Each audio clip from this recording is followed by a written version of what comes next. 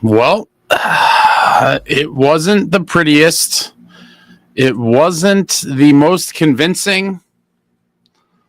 It wasn't really anything too spectacular, in my opinion, outside of the fact that it is a New Jersey Devils win, which we have not seen in quite some time.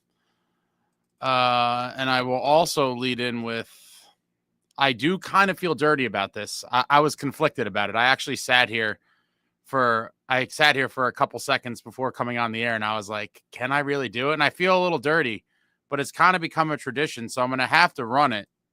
How about those Devils? How about those Devils? How about those Devils? Oh, welcome back, Devils fans. It is your host, Ace, here on Running with the Devils, where we are talking New Jersey Devils hockey all year long. Please hit that subscribe button, smash the like, share with a friend. Thank you very much. And your New Jersey Devils, fresh on the heels of a 3-game losing streak at home, all to teams that were not in the playoffs, not scoring a goal for 114 consecutive minutes heading into this one tonight.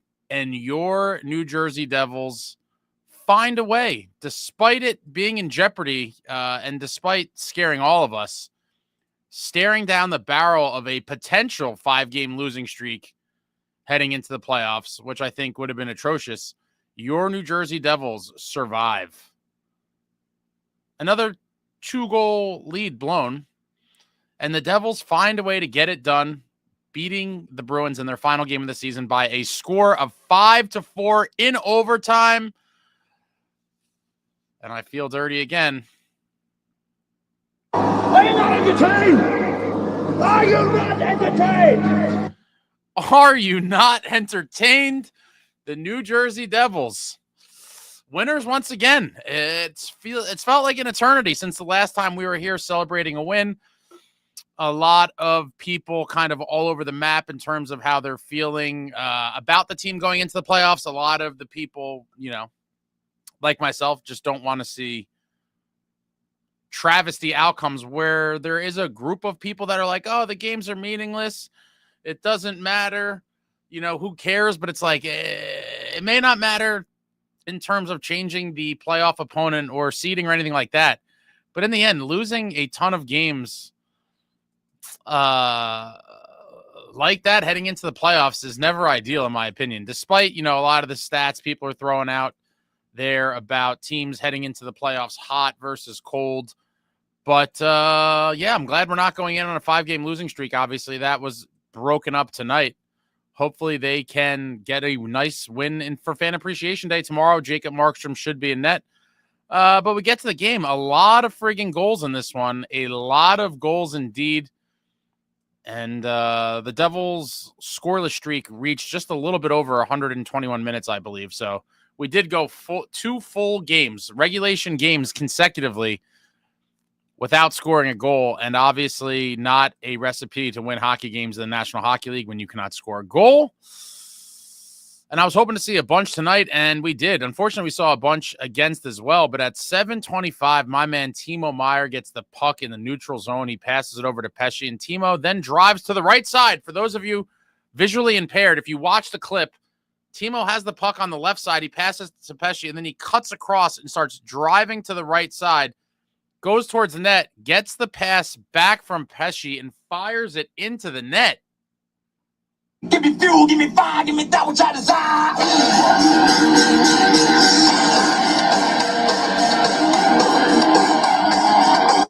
Timo Meyer, his 26th of the season at 7:25 from Brett Pesce and Lukehughes gives your New Jersey Devils a 1-0 lead. Very excited to get a lead. Very excited to score a goal, period, to be honest. Take the lead. And obviously this Devils team plays a lot better with a lead, but the lead was short-lived. Minute and 18 seconds later, Bruins swarming in their O-zone. They get a pass across to Geekie, and he just hammers an absolute cannon blast one time from outside of the circle. Geekie's 33rd. What a season for Geekie. From Pasta and Zadorov at 8:43 ties the game at 1. And that is all the scoring for the first period. Devils were kind of dominating early on. The first few shifts, the Devils were all over them. Bruins kind of came back to life in the second half of that first period, I would say. And at the end of the period, it is a 1-1 tie. 8 shots for the Devils in the period and 8 for the Bruins. We head to the second, and I mean, Pasta's so good, guys. Oh my God, it's crazy how good Pasta is. Pasta has the puck. He's cooking up the ice. He dishes it off to Lindholm on the wing, and then he drives the net. Lindholm passes it back to him, and Lukehughes is in position, and he like gets a piece of it or like almost breaks it up, and it gets through him, gets to Pasta, and Pasta is just in tight with the moves, puts it past Allen on the backhand, and Pasta's 43rd at 29 seconds. I hate the super fast and then the super late goals. I hate both of them. Big pet piece of mine. Oh, obviously, win or lose, we booze, guys. Cheers. I totally forgot how, it's been a long time, so I'm out of practice. We're going with the high noon peach. Cheers to all of you.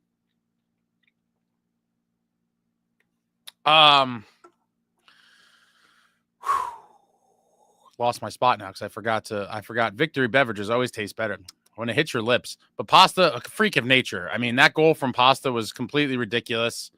He finishes in tight, and what a world-class player. But he gives the Bees the 2-1 lead, and that was kind of short-lived as well. Devils on the power play a few minutes later. Timo blasts one on the net from the right side. Again, for those of you, including that guy on XJP, who really just is convinced that Timo's the same player on the left and right. He's really not. And, his first goal showed you that. But here we go. Once again, this whole play on the power play is originated from a Timo just blast from the right side. Swayman makes the save. He goes down. He can't control the puck. You kind of lose it for a second. Everyone's like, where is it? Where is it? They think the puck's under him. Nico kind of pokes it loose. And Stefan Nason, the junkyard dog, right there in the crease just waiting.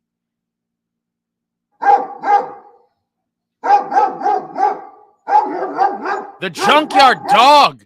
Stefan Nason's 22nd of the season on the power play at 4:07 from nicohischier and timomeier.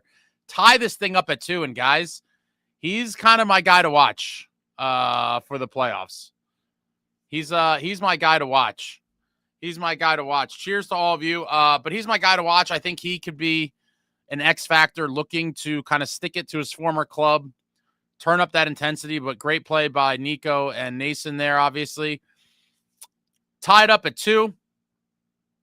And only 30 seconds later, McLaughlin, making his Devils debut, wins a faceoff real nice in the ozone. The puck goes right to Nemitz, and Nemitz wastes no time, fires a wrister on net. Swayman gets a piece of it with his blocker, and it just proceeds to, roll back into the net. What a fluky kind of goal, but I'll take it any day. And Shimo Nemitz at 4:37 gives the Devils the 3-2 lead on the assist from McLaughlin. You'd love to see it. Gets a point in his first game. What a shot by Nemo. I mean, he got a little luck there, but Devils up 3-2. Later on in the period, Devils back on the power play, entering the ozone. Timo fires it down low. This is actually, if you watch this goal again, I rewatched this in between periods, this fourth Devils goal 3 or 4 times. This is just textbook beauty shit. Would love to see the Devils get some more goals like this, especially in the playoffs. You're going to need some plays like this. And this was just multiple plays that led to the goal. But the Timo fires it in. Mercer goes down to chase it. He seals off the Bruins, so neither one of them get to it. He just kind of seals them off on the boards real nice. It allows Bratter to get in there, and Bratter grabs it and quickly on the backhand throws a beautiful pass to the slot, which gets to Luke. Luke immediately passes it across the ice to Nico. Nico fires it on net, and Mercer's camped out in front, and it just deflects off his skate and in. Beautiful execution of a play, just from start to finish, just firing it in. Mercer sealing, my man. Bratt gets in there, backhand to Luke. Luke across. Nico rips it off the skate. Absolutely beautiful stuff. And Dawson gets his 18th of the season on the power play at 13:37 from Nico and Lukehughes, giving the Devils a 4-2 lead. And at this point, I was like, are we finally going to win a game here? 4-2 lead, a little more than midway through the game here. But no, typical New Jersey Devils had to make it interesting. Later on in the period at 16:53, Allen makes a save off a Bruins shot, big rebound. Farinacci chases down the rebound, reaches back, and just rips a wrister right past Allen for his first NHL goal in his NHL debut. Farinacci, his first of the season at 16:53, makes it 4-3. Interesting little factoid they dropped on us during the game that Farinacci is Brady Tkachuk's brother-in-law. Brady is married to Farinacci's sister, so they're brother-in-laws. And yeah, Brady's brother-in-law, NHL debut, first NHL goal. And that is how the second period would end. Devils with a 4-3 lead coming into the third period. Shots on goal in the second period. Devils with 15, Bruins with 8. So through two periods, Devils with 23 shots on goal, the Bruins with 16. And we head to the third with the 1-goal lead. And at 5:08, Bruins dump the puck in, and Lysell goes flying in. And he puts a sick move on Brendan Dillon. I mean, Dilly got put on the highlight reel here. It's going to happen sometimes, but Lysell was coming to the outside, and he quickly kind of flips to the inside of Dillon, grabs the puck. He gets it to Kuznetsov. Geez, some of these names, I mean, wow, I'd love to see the nameplate on his jersey, actually. Kuznetsov. How many letters is this? 1, 2, 3, 4, 5, 6, 7, 8, 9, 10. 12 letters, my God. He gets the puck to Kuz, I'm going to call him. Kuz in front, and he buries it, ties the game at 5:08. Kuznetsov's 5th of the season from Lysell ties it up 4-4, and at that point, I was pretty furious. While these games are technically meaningless, and yes, it's not going to affect our playoff standing or the matchup and yada, yada, we had a 2-goal lead, and it's like, at this point, I was just like, I don't want to go into the playoffs on a 5-game losing streak. And obviously, coming into this one with a 3-game losing streak, had we lost this one, we're then on a 4-game losing streak, playing Detroit at home tomorrow and looking to win to avoid that 5-game losing streak. So I'm happy that did not happen. But after they tied it up at 4, erasing a 2-goal lead, I was a little nauseous, because this is just, we've seen this movie too many times from the Devils. But third period ends all knotted up at 4. Devils only 2 shots in that third period. Pathetic. Bruins with 7. So now you're talking about the Devils with a 3-period total of 25 shots on net to the 23 for the Bruins. But 2 shots in a period, you got to do better than that. That's just, I mean, my God. But we get to the overtime frame. What happened early in the overtime? Was that when the Zacha drove the net, I think, and it got knocked off? They had a decent chance. They won the opening faceoff. So they had first possession.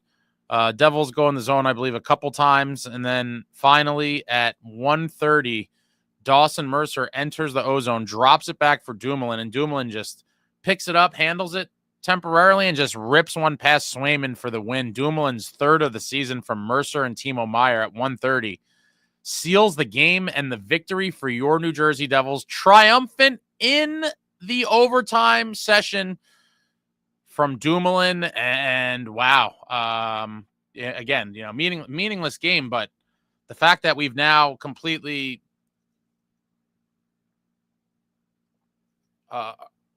erased the chance of a 5-game losing streak, I'm ecstatic with that. But we go to the game stats. Let's give her a quick little reload in case they change. Devils 26 shots on goal, Bruins 24 shots on goal. Devils losing in the faceoff department, 46.9% to the Bruins 53.1%. Devils power play.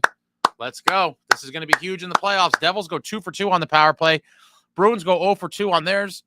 That is a perfect night for New Jersey Devils special teams. 4 up, 4 down. Power play up twice, 2 goals.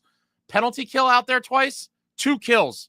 4 for 4. Let's hear it for the special teams. That is going to be a X factor in the playoffs, and they're going to need to get it done. Devils with 20 hits, Bruins with 29 hits. Devils 8 block shots. Again, we're just not blocking shots, except if you're Palat. Oh, I forgot. Hopefully everything's all right with Palat. Blocks a shot in the first period, goes down the tunnel. We don't see him again. Keefe said the x-rays were negative, but, hopefully we see Pally for the playoffs. I guess at this point I probably wouldn't expect him tomorrow. He might have a nice little bruised foot, but game 1, he should be ready to go. Devils 8 block shots, Bruins 18. Devils 7 giveaways, Bruins 6 giveaways. Devils 9 takeaways, and the Bruins 4 takeaways, and that's all she wrote. Your New Jersey Devils pick up points 90 and 91. Even that feels dirty to say. Pick up points 90 and 91 in game 81 of the season, and they will play their 82nd and final regular season game tomorrow from the Rock. Fan Appreciation Day. Jacob Markstrom bobblehead day. Always love the bobbleheads. You guys know I love the bobbleheads. This is an old school. This is a Martin Brodeur vintage. This is a Marty B vintage piece. Oh, this is probably one of my favorites. Pretty good detail on the mask. I don't know why they decided to make this flippable, because this is not really real life either, but whatever, it is what it is. But this is a Marty B from, I think, 03 or 04. I'd have to check the files, but this is like a 20-year vintage piece. But yeah, Marky Bobblehead Day. Kind of excited for that. And that's all she wrote. Big win for your New Jersey Devils. And we will now, in true running with the Devils post-game live fashion, see what some of you are talking about. I'm sure there's going to be some level of dooming here. And listen, I get it. I'm not like super thrilled with the win. I mean, it was an ugly win, but the thing I am happy about is the optics and just kind of overall stench of a team going into the playoffs on a 5-game losing streak is deplorable. And so I obviously didn't want that to happen. Jesse says, can't stay on. Let's go, boys. Way to get very big dub. Let's go, Devils. All right, Jesse. Okay. Off them Devils. Yep. Let's go, boys. Win or lose, we booze is right. Keeping up with the Devils. Now is the good time to ask for a 17-game winning streak. You mean an 18-game, my friend, because, 17 more after tonight, I guess, but that would encompass a 2-game winning streak. 18 is 2 games to end the season, which tonight and tomorrow would be. And then 16 in the playoffs would be phenomenal. M Sharp would have been a great game to go to, especially I couldn't get it on TV. There's no excuse to that, M Sharp. You got to be crafty and creative out here in these streets. 2025, technology is a gift and a curse. But for situations like that, there's definitely some gifts, if you could read my drift. David Chimes finished season 24-16-2 and only above 500 at home because of loser points. 3rd straight season where road record statistically significantly better than home. I can't tell you why. Can you? I have some theories, David. I do have some theories. It was also very telling when after, I think, the last game when Keefe was like, we've been home for way too long, blah, blah, blah. And I think the reality of it is, and then maybe it more so probably impacts a young, inexperienced team, which many of our players are. There's just something about the, I'm not going to say the chaos of the road, but it is, you're not in your comfort zone, right? So when you're home, if you're on like, a 6-game homestand, you're home for weeks, you might have significant others, kids, there's lots of distractions. You're not with the boys as much because after practice, you're individually going to your own homes, whereas like you kind of live together on the road for the most part. They're going out and having meals together and they're just kind of submerged in that team environment. When you're home, they're just, practicing morning skates, whatever, but you're kind of off to your own devices, doing your own thing with family, friends, distractions, all that shit. And I do think for whatever reason with a lot of these young guys, maybe it's just a focus thing or, something along those lines for when they're on the road. They're just kind of more immersed in hockey. It's just all hockey all the time. And when you're not hockeying, you're with your teammates.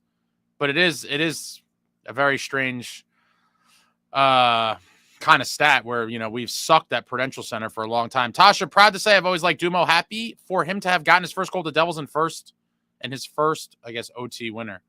Yeah, OT winners are beautiful. What a shot. I think in the chat I predicted Luke.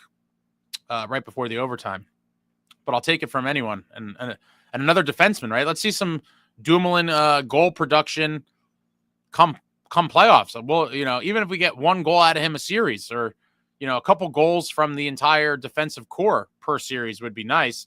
Alex, if the Jackets win last game and Habs lose theirs, Jackets will take the 2nd wild card. Insane. Yeah. And then think about this, right? It's a huge swing. If the Jackets just beat us in one of those 2 games a week apart, it's a whole different world we're living in.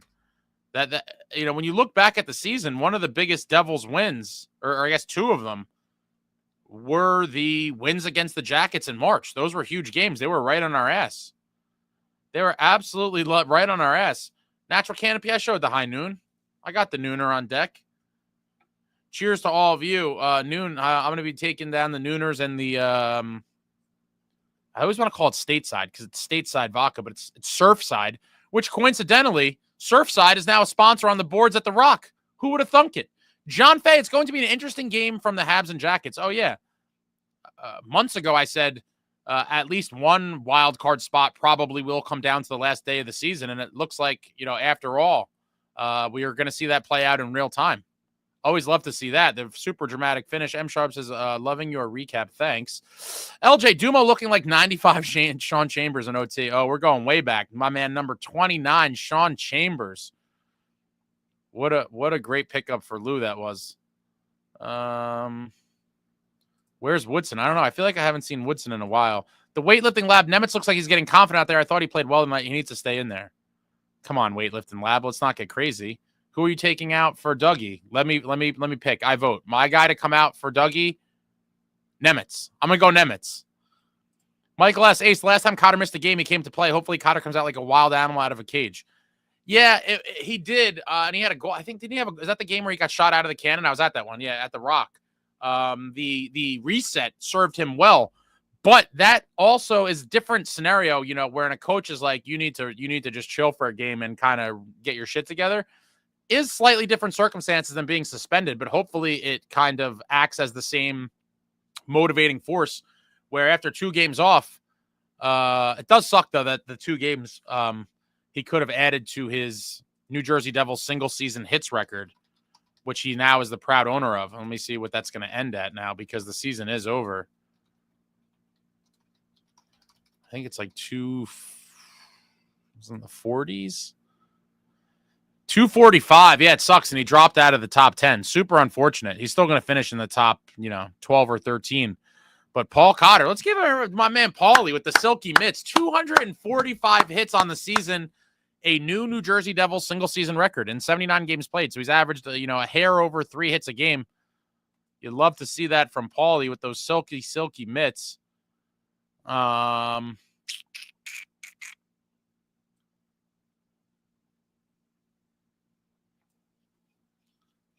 Yeah, it's unfortunate. He could have got 250. Would have been a nice round number.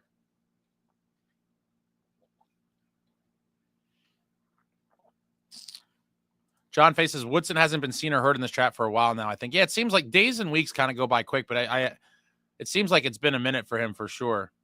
Natural Canopy says Paul Cotter might smash Jarvis into next week. I'd love to see it. I want to see him out there like a scud missile on every shift, just lining guys up and just blowing them up. Paulie Cotter. Yeah, let's see if this magical playoff switch exists.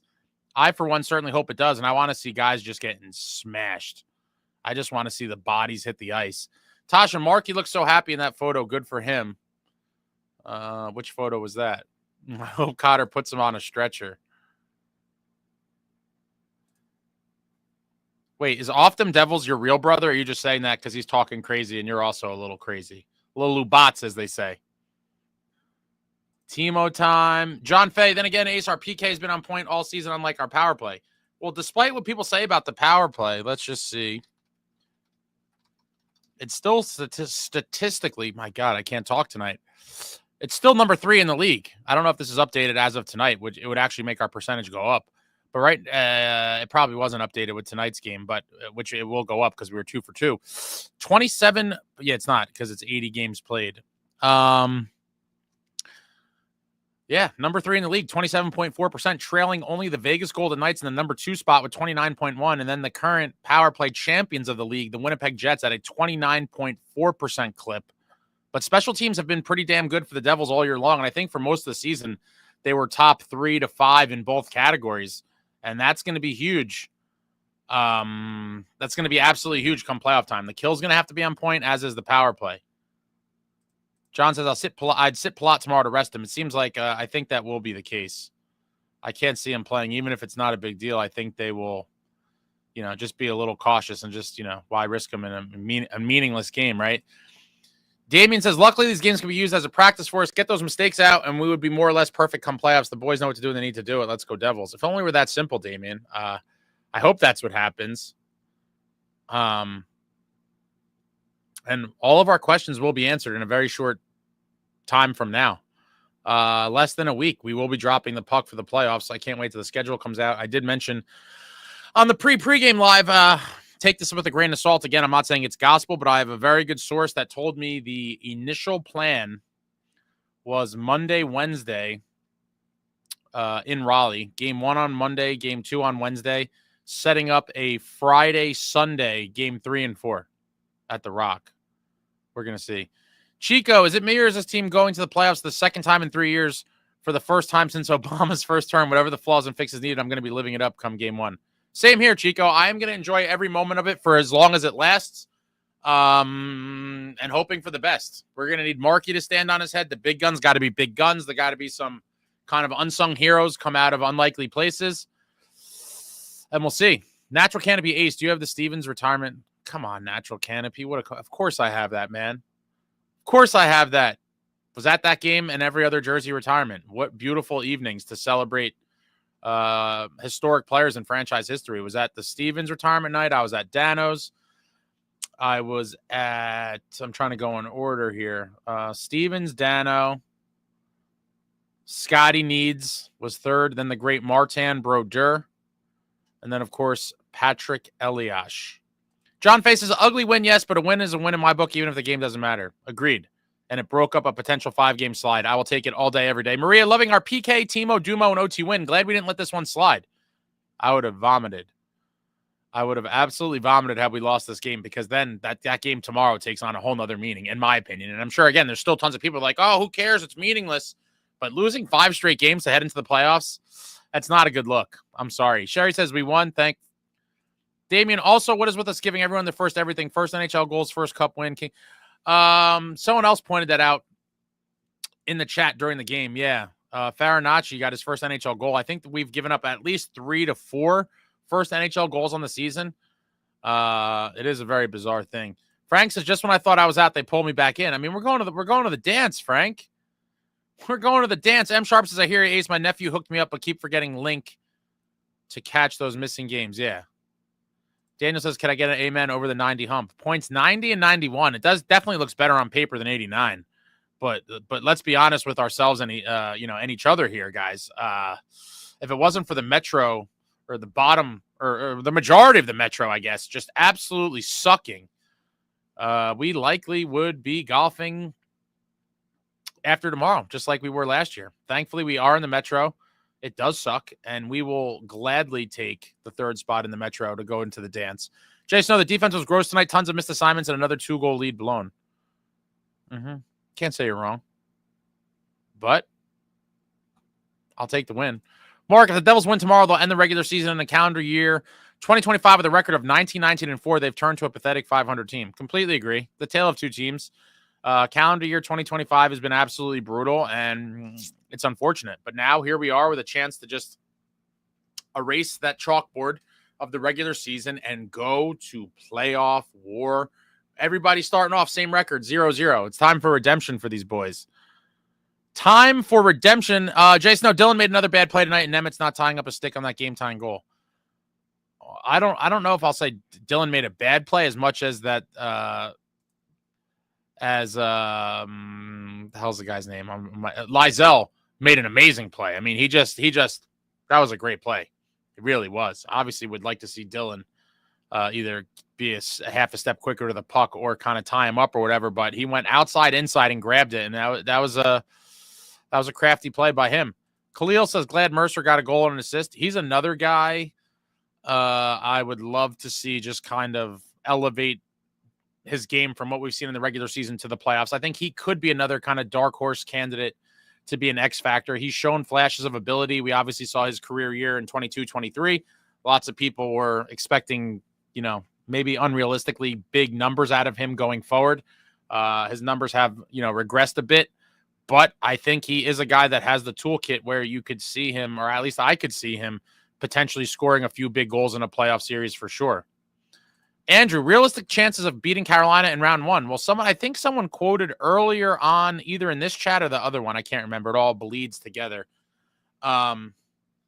Someone, I believe, said Money Puck gave the Devils a 40% chance. Oh, wait. Oh, we might have an update here. Keeping Up the Devils is 32.4%. I don't know if he just made that up or if that's one of the stats people are putting out there.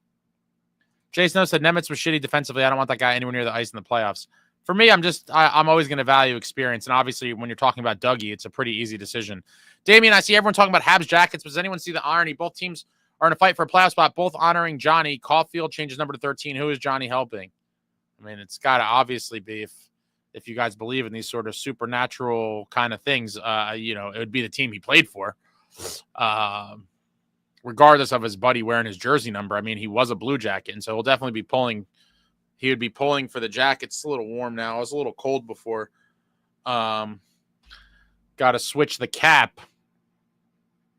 All right, what am I? Frank says, so when we focus on playing responsible, shut down defense, we can't score. When we open up the attack, we can't defend. Well, as I said in the chat during the game, if the Devils' plan is to have to score 5 goals to win in the playoffs, meaning giving up 4, recipe for disaster. Recipe for disaster. If I'm being realistic, come playoff time, and just, a week, less than a week from now, come playoff time when space and time is at a premium, the ice shrinks, the physical plays ratcheted up.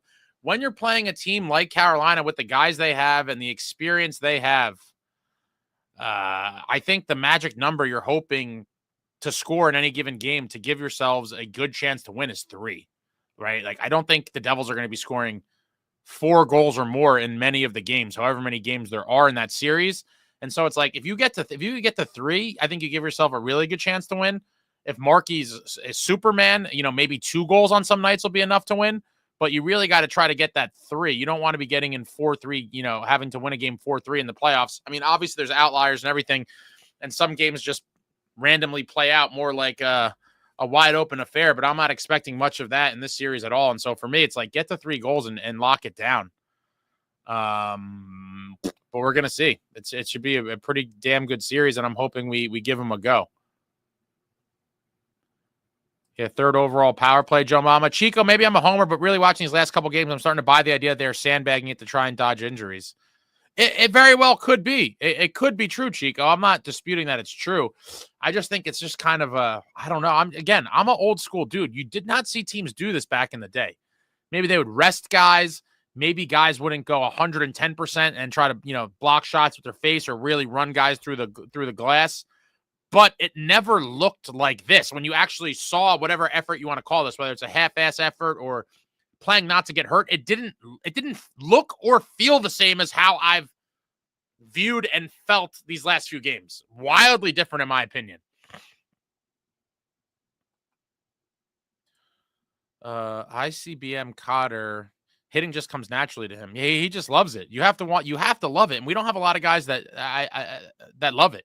I think there's guys that are capable of doing it, but it's something they have to consciously work at. Whereas it is second nature for Cotter, and he's just running guys anywhere he can.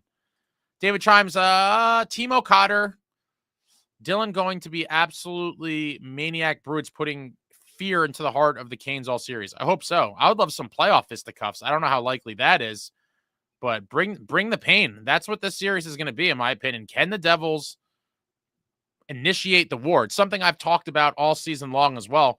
We saw stretches of heavier, edgier, more violent, and when the Devils were dictating that type of play, meaning, when they come out looking to initiate that, when they're proactive in that department versus reactive, I think it's very different. Now, there was some games where the Devils didn't come out with that ambition or kind of game plan, and the other team kind of took it to us, and then we would respond, the reactive approach. The Devils are going to need to be proactive. Like, they can't, the Canes are going to make it a war right away, and the Devils need to go into game 1 with that same mentality. Like, this is a dogfight. We're fighting for our lives. The games matter. We got to come out there and punch them in the mouth. And if the Devils can do that, I think they have a chance to win the series. But if they sit back and kind of let the Canes dictate the rough stuff and start running them over, it could be a quick series. Tasha says, Keefe admitted they're just trying to avoid more injuries. Yeah, we heard that a couple days ago. Ace hates all of my names. Losing Jack and Dougie and still in the top 3 in power play is ridiculous. Lay off the Quaaludes, my guy. Yeah, the power play's still been clicking, and I'm pretty sure I saw a stat the other day that it's doing slightly better without Jack than with Jack. Obviously, not as much emphasis on one particular guy as you see with the Jack power plays. Man, this would feel so different if we had Jack going into the playoffs, but they're going to have to make do without him. Rapid Blue is the new black. Hurricanes have not been that good as of late. As long as we can win game 1 or 2 in Carolina, anything is possible. Thumbs up for your boy Ace. Thanks. I appreciate that. Rapid Blue is the new black. Hit the thumbs up for your boy. Getting the split in Raleigh is obviously a must. Like, not getting the split there. If they go down 0-2, I mean, let's be real. The chances of us winning the series is like, I don't know, probably 5%. That's a brutal spot to be in. And we don't have Akira Schmid to bail us out of another 0-2 hole in the first round of the playoffs. But getting the split, oof, that'd be a massive win. And I do think if somehow you could win game one, I will say there's going to be a couple of videos before the playoffs where I just, talk about a lot of things I've been thinking of. But game one, in my opinion, might have the most significance of any game one that at least the way I felt about it, for the Devils in almost any playoff series ever. Because if we do go down there to Raleigh and say we get shit kicked in game one, like I could see us just kind of folding up and losing and getting swept or losing in 5. But on the flip side, if we go down there and grind out a gutsy win and we win game one, then I feel like the team really might be feeling it, and all the pressure in the world would then shift to Carolina to not go down 0-2 on their home ice. And so I do feel that this is one of the biggest game ones for the Devils in a playoff series, possibly ever. The Marty, Stevens, Niedermeyer, the Glory Dynasty years, I was confident, even if they lost the first game, I was like, they could still win the series. And the Devils won plenty of series where they lost game one. But this team is not made up the same, obviously, on many levels. Obviously, the upper echelon talent, 3 all-time greats versus 0 all-time greats is very different. But I think that team was mentally stronger and could overcome adversity and series deficits more so than the group we have right now. And it's not, to talk badly about them. It's just the reality of when you're talking about veteran heavy teams with a lot of experience versus a team that we have right now that is not. So I'm looking at game one as like, it's a very, very big game one. I really think it's very crucial. And it'd be sick if we could win that one. Often Devils, Natural Canopy and I met Dano 2 weeks ago. What a legend, right? I'm sure he exceeded all expectations. The weightlifting lab thought they played well, but no physicality. What's your prediction for our first round ace? Oh, my official prediction video will be coming out soon. You just wait. I'm not ready to make it just yet. I got to see how tomorrow plays out. I gotta read between the lines. I gotta see what people are saying. There's a lot of things that I have to ingest before I make a pick. But don't you worry, I will be making a pick. Richard, I find myself talking like you on occasion. Ace, people saying these games don't matter and they don't care if they lose. I find myself saying, get rid of that loser mentality. Every game matters. Completely agree. You could say it doesn't matter all you want, but you're still playing a game, and losing that many games in a row, you could tell yourself we're not trying, but in the end, it doesn't matter. It doesn't matter. You're still playing the game and losing. So it definitely has an effect. I'm fortunate for the win tonight, thankful. But to me, that is loser mentality, and I hate all of it. Selected Boy, what's up, Devils folks and Ace? Finally, we hit 90+ points. I know, 90 points, and it's like, wow, that's what a whoop-de-doo. In the end, I hope they get their shit together for the playoffs and come out looking like a different team. These not trying to not get injured games haven't been exactly confidence instilling in most of the fan base. I'm not going to put too much into it, but I'm not going to completely write it off either, like some are. Natural Canopy, awesome experience meeting Dano. Dano is the man. Absolute man, and he's the one that kind of turned me into a hockey freak over 30 years ago. Natural Canopy, the first Devil I met was actually BG14. Oh, Gianta? My man Brian Gianta, what a legend he is. Minnesota ties the game. Shoots, nice OT win, fellas. One more to go, then playoffs, baby. Oh, I cannot wait. It has been way too long. World's worst gamer for sure. Dawson Mercer, 2 points tonight. My guy that 100% needs to step up and play a significant role in the playoffs. Would love to see it. Would love to see it. There's a lot of guys that are kind of in that category. And I guess he might be my number 2 behind Nason, but Nason with the tie to Carolina, the type of player he is, he's got to be crease crashing 24/7 when he's out there. Stefan Nason, the junkyard dog, has to be so junkyard doggy in this series. And I think he could be a real difference maker.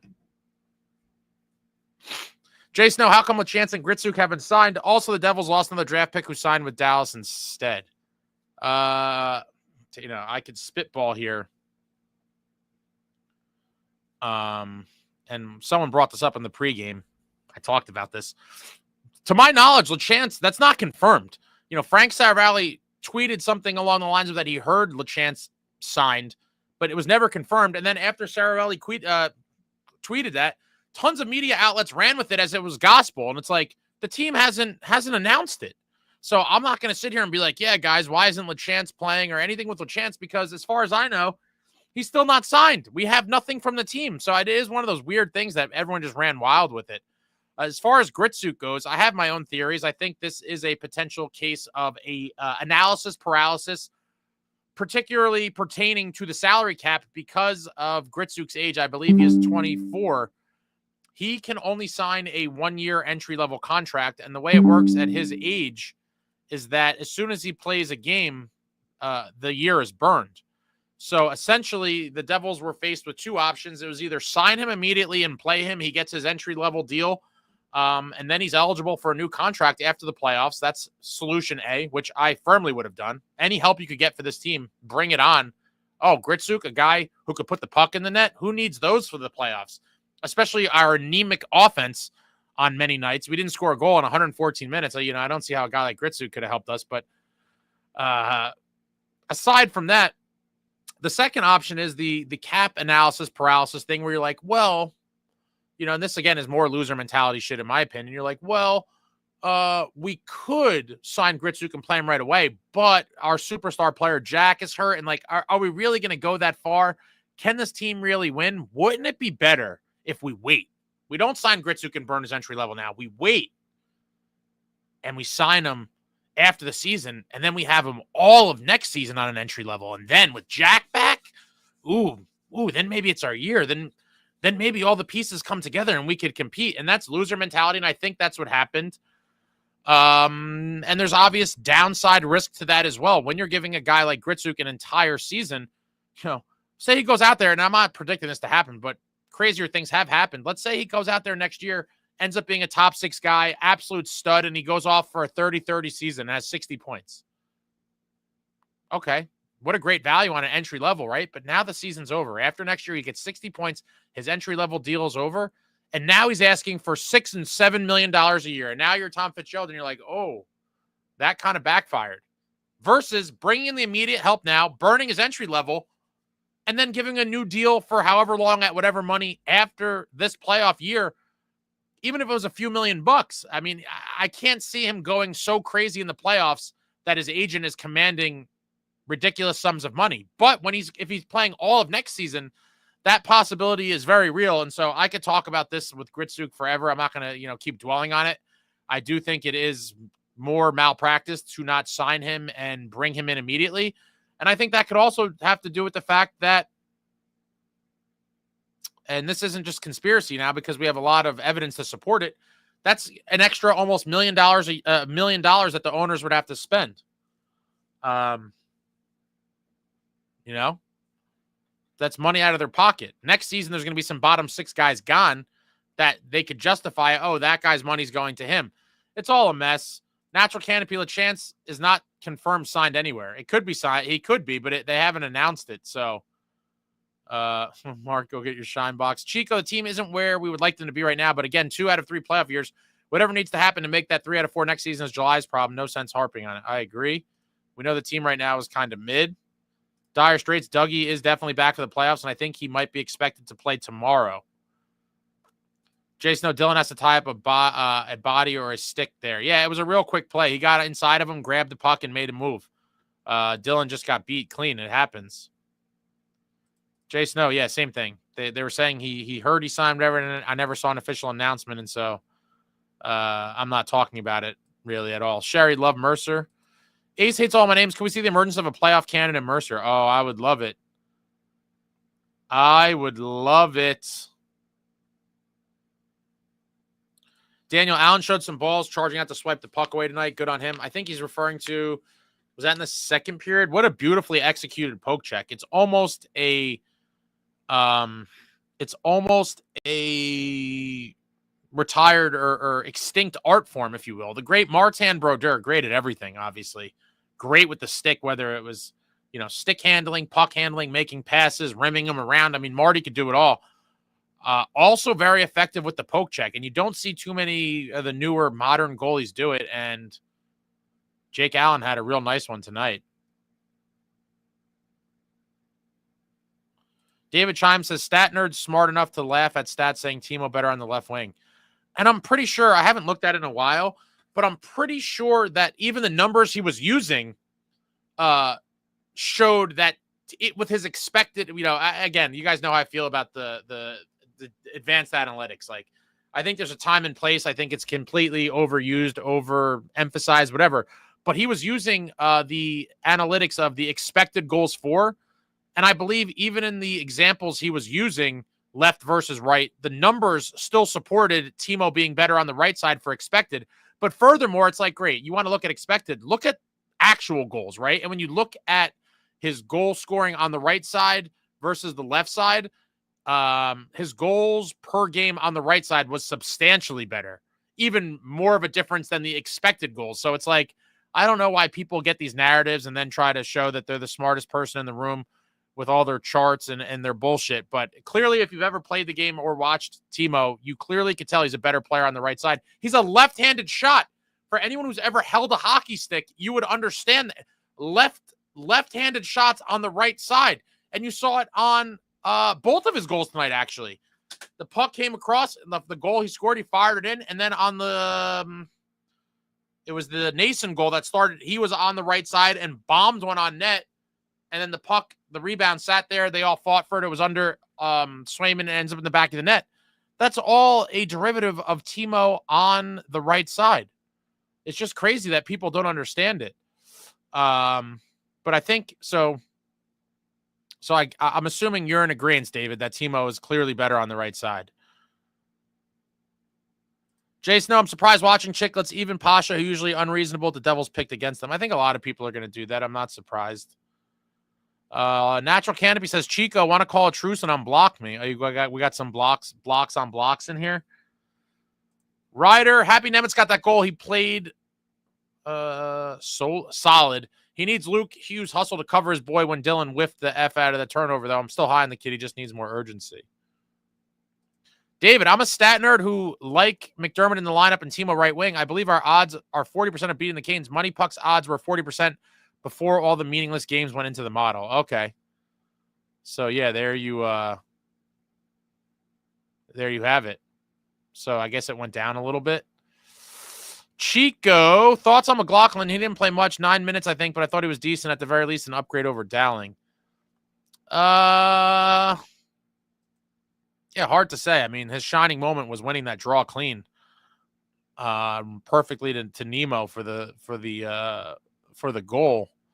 But yeah, got that assist off that faceoff win, 3 hits, 50% in the faceoff circle. I can't say that he's an upgrade over Dowling like immediately, but I mean, I think, Dowling was serviceable. I don't want to smack talk the guy. I mean, he wasn't a liability out there, but he certainly wasn't bringing a lot of offense. Do I think he could be an upgrade over Dowling? Yeah, but like, do you guys think that this is like a real possibility? I mean, that's the thing to me. The biggest question marks about the playoffs is like, what the hell is our bottom 6 going to be? There's so many options that we have. And, is Sprong going to be on the playoff roster game 1 or the playoff lineup game 1? I don't know. If you asked me a week ago, I would have bet a ton of money that he would be. It seemed like Keefe was in love with him, but I don't know. Natural Canopy, we were 100% the more physical team when we want to be. Is it want to be or forced to be or a combination of the both? If we initiate the physicality, I like our chances, but it's been too few and far between that we've seen it. I would like to see it way more, and I wanted to see it more all season. Joseph, play Big Mac tomorrow. Already should be playing these final games. Yeah, I wouldn't even be surprised if we can't get him in tomorrow. Select the boy. Devils have to dictate the pace in the series. Yeah, they have to try. Again, easier said than done. But I would love to see them attempt it. Go out there and punch them in the mouth. Punch them in the mouth. M Sharp question, who do you give coaching edge to in Devils first round series? You got to go that the edge is with Carolina there. Rod is very experienced, a very good coach. His track record shows it. He has been with a lot of these guys for much longer than Keefe has. And so it's not any knock or indictment on Keefe, but the reality is, given the history and his time served in Carolina, you have to give the coaching edge to Brind'Amour and the Canes in that one. But, I don't think that it will be that. I mean, it could play a big part in the series, but I don't think it will. I think it's going to come down to more so of which team can play their game for a larger percentage of the games. and that's who's going to win the series. It should be an interesting one. Jason says, Devils never been swept. Got to play for that pride. Man, are we just playing not to get swept here? Lobsy says, guys, you must sneak into Schmidt's steroid stash from the playoffs. Bonzo, aces the place with the helpful Devils, folks. Man. Will McDermott make the roster? Are you talking about for the playoffs? He's definitely not going to play in the playoffs. Jason said, you're talking Hall of Famers. 2 years ago, defense and goaltending. This year's scoring. What's next year's problem going to be? Well, that's a problem for next year. We'll worry about that next year. Natural Canopy, you know what? Why not us? Why not us with the hot Jacob Markstrom? Let's go. Let's go. Luke says, I'll take the win. Need a better showing. Let's hope we get the result and effort we need tomorrow. Would love to see another Devils win to send off the regular season at home, a fan appreciation night, and Jacob Markstrom bobblehead night. The playoff roster, well, there's going to be a lot of, I mean, do you mean the roster or the lineup? Like who's actually playing? There's going to be guys on the roster that aren't in the lineup. If we're talking about actually playing, we may not find out till game one, to be honest. The afternoon of game one is when I believe we will see, and that's, also, partially gamesmanship as well, I suppose. If Carolina doesn't even know what exactly our lines are going to be and who's going to be in the lineup, may give them slightly more difficulty in game planning, but in the end, they're going to be ready and they know what they have to do. Michael asks, I'd like to see McDermott in the lineup tomorrow. Then he at least has a shot to see ice time in the playoffs. He has no shot of seeing ice time in the playoffs, Michael. I hate to break it to you. Even if we see him tomorrow, which I hope we do, he's not going to play in the playoffs, unfortunately. David, click like for Ace if you love McDermott so much you want to dress him for the playoffs. Oof. I want you guys to hit the thumbs up, but I don't know, outside of like something crazy, chaotic happening in game one, I just don't know if I trust McDermott for the playoffs. But I'm sure there's some people here that would want him in the playoffs. I'm not dead set against it, but I think that's a hard one for me to like advocate for. Luke, 55. Let's go, boys. Get the likes up for Ace. Appreciate that. Jason, no, someone's going to get moved this offseason. Nemitz or Dougie Casey. Maybe, maybe not. I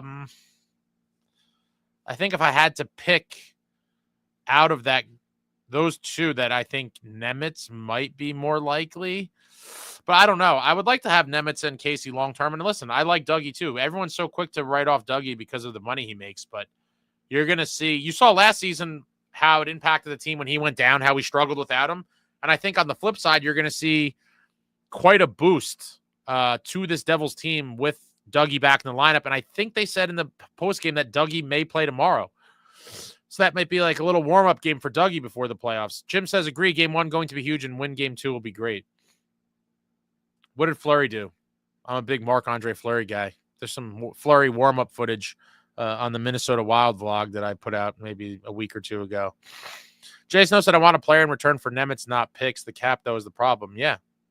That stinking cap. Selected boy Nason has to fight for the bone in front of the net in the playoffs. Yeah, I hope to see him just crashing the crease nonstop, looking for rebounds, dirty goals, deflections, tips. Just get in there and get the job done. Rapid Blue is the new black. I met Dano at the Bergen Mall in 2003 and again this year. Super nice guy both times. He actually took 5 minutes to talk about the game with me after it was over and he was packing up. Also took a pic. Listen, I've never heard of anyone having a bad interaction with Ken Danico. They don't call him Mr. Devil for nothing, and I would love to see him be the governor of New Jersey one day, actually. Larry, it really looked like Swayman made a decision that the season had gone long enough and wanted to go home. It looked like he decided that if Dumoulin took that shot, it was going in. Chico, if Nemitz going in a trade, then some serious firepower is coming back the other way. Despite your opinion on him, apparently NHL GMs value him behind the scenes. I've told people that forever as well. I do think that his value had to take at least a little bit of a hit. Let's be real. It has to be down a little bit from last season. But a young kid, right-handed shot with a lot of promise, I do think that a lot of teams would be thrilled to trade for him and hope that he becomes a franchise D-man for them. Natural Canopy says Swayman will not finish his career in Boston. That's a fact. I could totally see that. Damien says, personally, I think we should pursue the contract for this year for Gritsuk, mainly because the other Russians are doing great for their respective teams, Habs and Canes, and why not us? I talked about this a couple minutes ago. I think it's people, analysis paralysis and people just thinking too much and trying to save his entry-level season for next season in conjunction with ownership probably not wanting to spend the money. So, yeah. Mark says, as per Google, the Devils playoff series against the Hurricanes will begin on Saturday, April 19th, as the first round of the Stanley Cup gets underway. The league hasn't announced it yet, so I don't know how Google could get that. It's probably just pulling nonsense from, like, conjecture posts. Often Devils Ace, how much for Marty's glove and blocker? I would never sell that. Those are some of my pride and joy. Definitely never sell those. They might go, well, if they weren't worth what they are, I would put them in the casket with me, but I'll have to leave those behind to the heirs of my museum. JPP, Devils record better on the road. They should be ready to go versus Carolina. Chico, the sandbagging, I've kind of talked myself into understanding, but Gritsuk not getting signed will never sit right with me. That's a good player you could add to a roster that desperately needs help. Yeah, that's common sense. There's no spinning that one at all. Sorry. I understand what the people are going to try to do, and I already, talked about that and said, we shouldn't waste it on this year. And next year when Jack is back, that's the time to actually try to win. Like, it's all loser mentality shit. It'll never sit well with me at all, Chico, no matter what. Richard, obviously you want to play all 60 minutes, but the first 10 minutes of game one is critical. If the Devils can weather the storm and settle in, I like our chances. X factors, Palat and Pesci. I like it.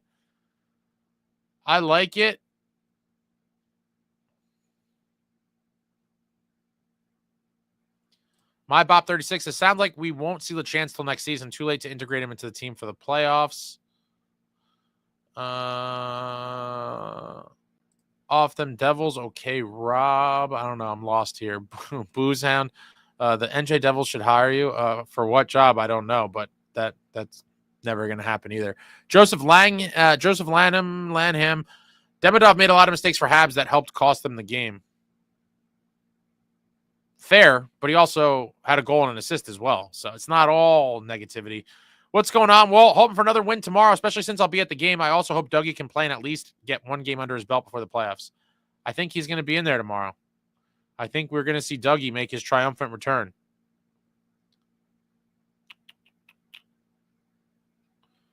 Often Devil says, anyone who thinks Timo is better on the left is smoking that Walter White pack. Anyone who thinks Timo should be on the left side should join me in AA. Man. Chris F. said, do not know the Devils' history with players who can walk. Let's say Devils bow out in round one. Gritsuk, 4, 5, 7 games, and he's a free. I believe he would be a restricted free agent, and I don't believe it would be difficult to sign him. Now I have to double check.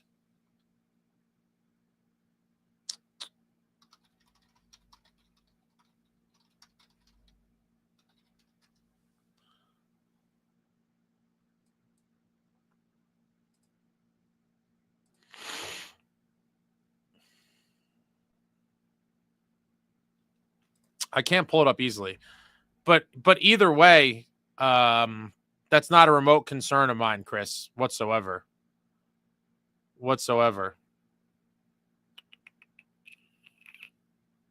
Tasha says, good point, Keefe really has his work cut out from the bottom six for the playoffs. Is such a toss-up. Yeah, it's crazy. Luke says, Ace, you're too nice. Dowling is next to useless, not his fault. Boozeface put a career AHL guy into a full-time NHL role. I think you're being a little harsh. I think there's some guys that would have stood out as a liability, I think. Like I said, the best way for me to describe it is I think Dowling filled in serviceably. Now, you might want to take that to useless, but I think there's tons of guys, if you plucked them from the AHL and threw them into the situation Dowling was thrown into fairly early on in the season, they would have stuck out in a negative way on a lot of nights. And I can't say that I, remember being like, damn it, Dowling, what are you doing? Like, it just didn't happen a lot. So I understand what you're saying, but I think you're being a little harsh. Alexander the Greg, has Sprong recorded any points yet? He had some okay looks, but I don't know if it's going to pan out. He has an assist. He got an assist in one of the last couple games, but no goals. Jay Snow, it all depends on forward. Some guys like playing on their shooting side for puck protection. Other guys like the opposite side for better shooting angle. I think it's overwhelmingly lefties like the right side. I don't know how we could check that. I'm not disputing that some people like it the other way, but whenever Timo has the choice, and I've talked about this before as well, if Timo picks up the puck in open ice, he'll always drive down the right side. It's clear that he's more comfortable on that side, and the stats show that he's better on that side, clearly.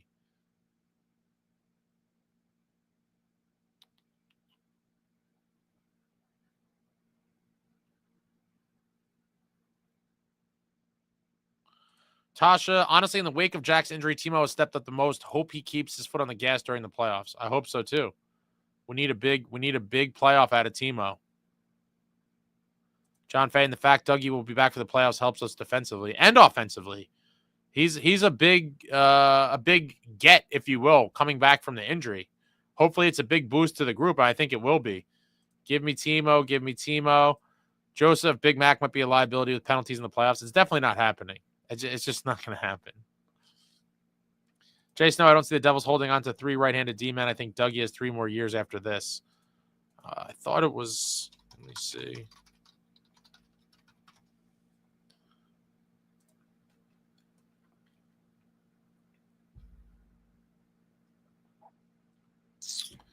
Yep, 3 more years. Taking him to unrestricted free agency at 35. Luke says, I'm not going to talk offseason moves until we're there. Let's hope this team shows well. Same. That's way too, far down the road for me to even remotely think about that right now. AVA 78, not Des related, but Ottawa will destroy the Leafs. I'm picking them in my bracket, which I'll also do a video on that. I'm definitely taking Ottawa over the Leafs all day, every day. My man Brady's going to have a coming out party in his first career playoff appearance. Sherry says Dano for governor. Luke says HBSE is shit. David, Plato's us a big playoffs in a major way. Yeah, it definitely would be great if he could not necessarily pay the Devils back, but, an underwhelming regular season could be kind of erased with a monster playoff performance. Natural Canopy says, wild card on this team, Eric Halla. I like it. That's an interesting one, I think. I'd love to see Halla come alive and start going crazy in the playoffs. Damien, I know it's irrelevant, but the West is now decided. The Flames have been eliminated. Now there are 2 teams left in the league. This is going to be fun. John, Dougie makes his return for fan appreciation and ends up scoring a nice slap shot as I'm back to the fans. Would love to see it. Would love to see it. Tasha says Eric Halla is my pick for heating up during the playoffs.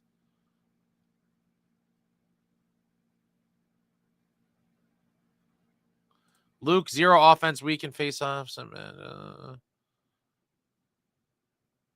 Yeah. Tasha said, I forgot Dowling existed. He really doesn't provide anything. Teach me how to Dougie. Natural Canopy. Ace, thoughts on menthol canes only letting fans from that area buy tickets? So I did talk about this briefly in the pregame show as well. I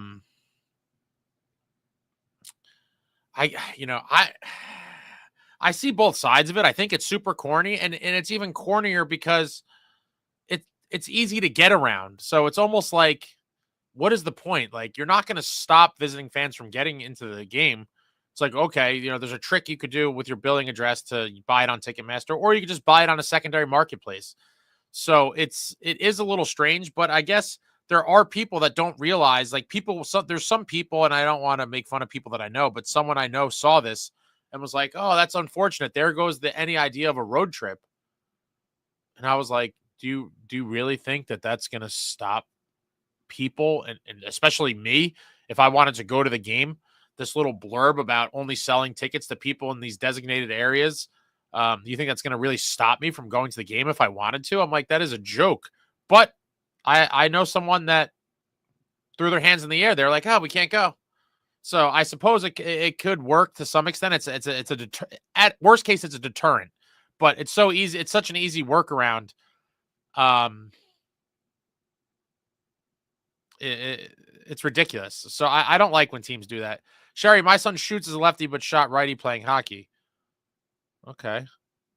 I know some people that, do some things one-handed and some the other. Luke, Big only, is this Big Mac? Only plays if Devils play Washington in round 2, and that's a big if in a lot of ways. Mark, thank heavens everything clicks back to 0 after tomorrow night. With Dougie back, it'll tighten up our defense. It won't be easy, but I'll take a split going into game 3. I think we all would. A split in Raleigh would be beautiful. Natural Canopy, Ace live on back-to-back nights. How you doing? Yeah, back-to-back. The grind of an NHL schedule. Tasha, Ace, do you think there's a possibility of Casey turning into a forward? I saw someone mention it, and it's a thought. Oh, God. Absolutely not. It's the same guy The same guy talked about this is the same guy that tried to tell, and it's like, this is why I just can't stand some people. Like the same guy that posted this, and now you're talking about it. This is the most uncredible nonsense I've ever heard. Casey is never transitioning to a forward. The same guy put something out about that. It's the same guy that tried to tell the world that Timo was the same player on the left and the right. I can't take it anymore. That's the one thing I hate about the internet. Some people should not have a voice. And this is just another case of it. I mean, the fact that he has people believing Casey could turn into a forward, it's crazy. John Fay, honestly, Dowling plays and works hard on the ice. It's only a matter of time before he gets a goal. He might not be on the, he might not make it into the playoffs. We're going to see. Evan, Siegenthaler back for playoffs? I don't think so. I think Siegenthaler is done. I think it's a wrap for him. We'll see you in training camp, my man. Oleg says Tkachuk will torment the Leafs first line. I want to see Brady out there smashing everybody. I'm expecting a big playoff from Brady. Damian, Tatar is my pick to go out guns a-blazing. That's an off-the-board pick. I like it. Tuna. Jason says, I want to see what Toronto does with Marner, Tavares, and Nyes. I think Marner, if anything, he's the one I would say most likely is going to be gone. I wouldn't be shocked if 2 out of the 3 are gone. We're going to see what Tavares, where his priorities are. Does he want to play for the team that he wore the pajamas of, or does he want to chase the money? I used to think some of these older school guys had more principles than they do. Like, I thought Stammer was going to sign in the summer for less than he did to try to go to, like, a cup favorite. And instead he chased the max money, got $8 million in a state that doesn't have state income tax, keeping even more money in his pocket. So I don't know, but I'm very curious to see what Tavares does. I don't think he would take a huge discount to play in Toronto, and he's over a point-a-game guy. Teams are going to throw tons of money at him. John Fay, all right, Ace, I'm out. See you for tomorrow's post in the last game of the regular season. Fan appreciation night. SJ, how about that Nemitz goal, and what a shot. Yeah, it was. It was kind of like, it looked like it was almost a knuckle puck, and he ripped it up high, and Swayman just got the blocker on it, and it just rolled back into the net. Often Devils, Big Mac will not play in the playoffs. Yegorov will play before Big Mac in the playoffs. Natural Canopy Ace, fun fact, back in the day I played for the Devils youth, and Mike Motto would come to Union Sports Arena and practice with us. Nice. Mike Motto now coaching in the juniors with Scotty Gomez. Legends. Richard says Casey would get demolished as a forward. Michael S. says, Ace, you're doing pregame tomorrow. I don't know. If I don't go to the game, I will. If I do go to the game, which I probably will, go to the game. I'm thinking, but I'm not sure. But if I don't, I will definitely do the pregame, obviously. But if I am at the game, then there's no pregame. You guys will just have to wait for the postgame. Tasha, is it really a bad take? Like, do you think it wouldn't be good for either Nemitz or Casey? Their offense is more notable than defense. This is just not how it works, Tasha. You don't just become you don't transition. Again, this is not, in Pee-wee hockey, could this shit happen? Absolutely. Kids change positions all the time. But we're talking about now years and years of playing hockey. At the NHL level, you don't just one day go, oh, you're a defenseman? Well, it's still hockey. Let's try you at wing. Like, that doesn't happen. It doesn't happen at all. Mark says, watching all the sports shows, everyone picks the Canes in 5 or 6. I have no problem going into the playoffs as the underdog. That puts all the pressure would be on Carolina. I don't mind being the underdog either. But you gotta prove them all wrong. Joseph, I didn't realize Habs is the second youngest team in the league and would be the youngest team in NHL history to make the playoffs. I want the BJs in now. They have a better chance of beating the Caps. I don't know. I feel like the Caps could get upset. I wouldn't be shocked if they did. Adriano Lacerva for GM. Alexander Price, if Markey is hot and Bratter steps up, we got a shot. It begins and ends with Markey, in my opinion. For us to have any chance, we're going to need Markey to be on his A+ game. And then obviously from there, it's like you need at least two of the big 3 to have big series, I think. You could probably get by with maybe one of them not having a great series statistically, but 2 out of the 3, I think you're going to have to. And then you're going to have to get a couple goals from defensemen maybe, and then, some goals sprinkled in there from the bottom 6. Luke, Ace, the analytic nerd that posted that actually lied about Casey playing center. It's unreal. I'd say I clown that guy, but I don't think it's... I just haven't seen consistently such bad takes. LJ, Flames are losing 3-1 into the third tie game. Damian, Ace, have you done your playoff bracket yet? Nope. Nope, I take all the time I need. A wise man by the name of Lou Lamoriello once said, when you have time, you use it. And that quote from Lou was in reference to signing. It was either restricted free agents or unrestricted. But either way, he said, when you have time, you use it, meaning, I don't have to have it done yet. I like to, poke around and do some research and see how I'm feeling. AVA 78, what do you think the bottom six looks like after this year? I think Laser, Tatar, and maybe Bass are gone. Completely agree. I think of those three guys,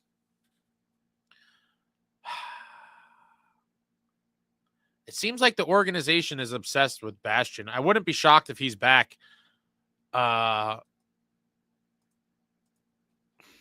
there's going to have to be some guys that aren't brought back. I think Laser will be one of them. And Tatar, I could see them bringing him back too. They can't bring them all back, but I think Laser, it will be gone. Tatar and Bastian, I think, are more like 50-50s. But there is a world where all three of them are gone. I guess it's going to come down to what else is out there. What else could Fitzy get? And you may see two of those three guys back. You may see all three gone. That's a tough one to call. But if I had to say, the most likely one not to come back, I think, is Laser. And yeah, some of those deep analytics on Bastian's defense is like, it paints him as like the greatest defensive forward in NHL history. I mean, I'm exaggerating, but they look at that stuff. Tasha, forget what Toronto does. I want to see what Fitz does over the summer. I'll take we came in second for 500, please. Oh, I hope not. Luke, going tomorrow, section 115 with the kids. Hopefully they can get a solid one and build towards the playoffs. Have a good night, gentlemen. Good night, Luke. Natural Canopy Ace. Let's shotgun at noon for games 3 and 4. Me, you, and Off Them Devils getting the crowd going. I might be able to swing that. Shotgunning noons. Oh, man. Jay Snow, this should be the year for Toronto to get over the hump. What a huge disappointment it would be. They're getting ousted. Ottawa's taking them out. Luke's has switched the position. EA Sports video game fans. Yeah, it's just that easy to just switch a guy. Be like, no, just put him at forward. Don't worry about it.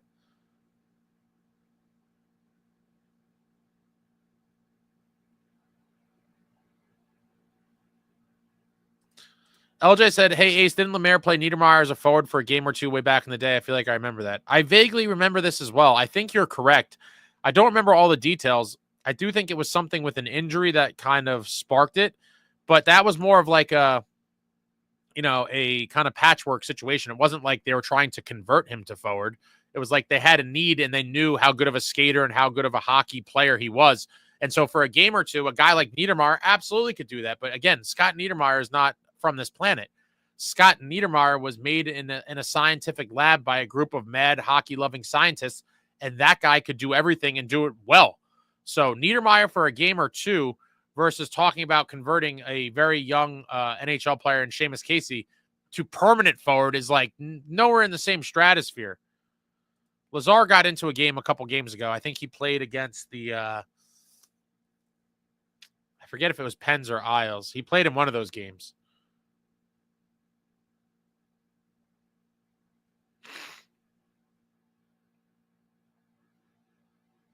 Jason said, what if Fitz brings back the Tarn Bastion is even worse than I thought?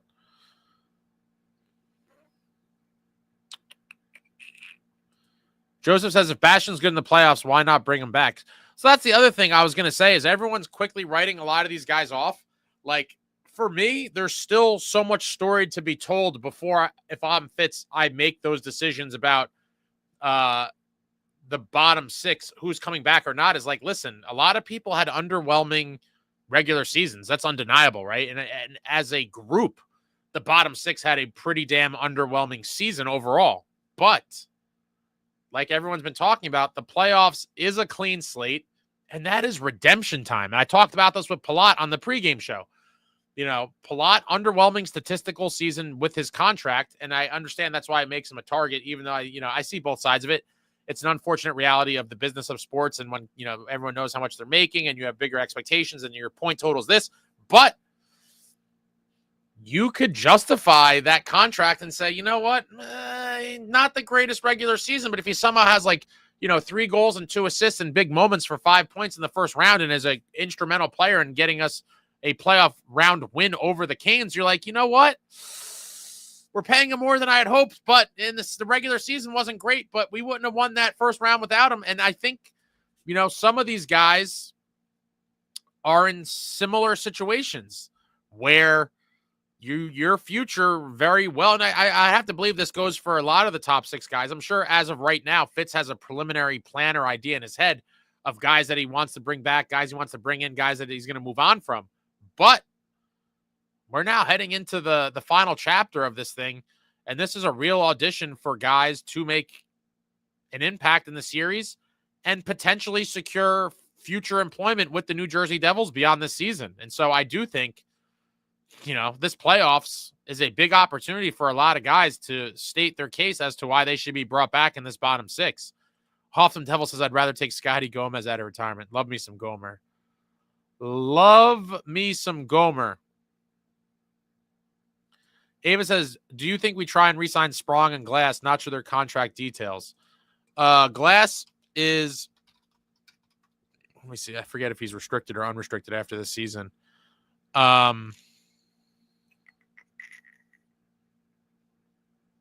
He's a restricted free agent after this season. I think the Devils do try to re-sign him for sure. Sprong, I'm on the fence about, but I do think Glass will they'll attempt to sign him. Sprong is a unrestricted free agent after this season. Don't know what kind of offers he's going to be, fielding. He's a $975 cap hit this season. I think that one, I could see that one being a 50-50 as well. But I think they're definitely going to try to bring Glass back. I'm curious what kind of money he would want. He made 2.5 this year, which is like, you're like, damn, it's not a lot, but it's not, 1.5. Mark, good night, Ace. I love your podcast. And I'll smash the like on my way out. Appreciate that, Mark. Thank you. Thank you very much. Have a good one. Trevor says his team needs to learn how to protect the lead in the playoffs. It's cut off. But, obviously, squandering 2-goal leads in the playoffs would be the kiss of death. And I did talk about it in the chat during the game. I was like, for all my old-time fans, remember how good it felt back in the day on the Dynasty Year Devils where a 2-goal lead during a game was like an automatic win. The Devils during those years probably won 95% of games that they had a 2-goal lead in. The current New Jersey Devils are just kind of, it's a little dicey out here. No lead is safe, as everyone likes to point out. Alexander says maybe Nico goes off and gets and the boys get influenced. I just want to see someone go on a tear. I don't care who it is. I just want a competitive series and I want to win. Just getting there and not getting steamrolled is not enough. I want to win. Often Devil says playoff heroes must be re-signed. I think so. Jay Snow, I'd rather bring up young kids to play the fourth line. Well, they've been reluctant to do that all year. I mean, they brought up a bunch of guys, and they all got like 1 or 2 game looks, whether it was Bowers, Legary, Nolan Foote. I think Hallinan got 1 or 2 games. But it was just, a bunch of guys getting 1 or 2 games. I wanted Hallinan to, and Natural Canopy brought this up. Yeah, he was the guy coming out of preseason that I thought would have been one of the first ones called up in the event of an injury. And I believe he may have been like the 4th or 5th forward called up throughout the year. I think Bowers, Legary, Foote, I think were all called up before him. And then maybe Foote got called up a second time. I can't remember. My mind's a little fuzzy on the details. But several guys got a look before Hallinan did. And the numbers are there. He's scored a good amount of goals in the AHL for a team that's been offensively challenged, as Keefe says. You thought a guy like Hallinan may have got more of a look. Joseph Palat always has an underwhelming season and grade in the playoffs. Palat is a warrior. Well, I hope we see some warrior hockey from him next week, and he could score some big goals. Brandon, thank God we won today, but today makes me very much worry about the playoffs. We barely beat a tanking Boston team. Well, Brandon, isn't barely beating a tanking Boston team better than losing to the Islanders, Penguins, and Bruins at home? 3 non-playoff teams?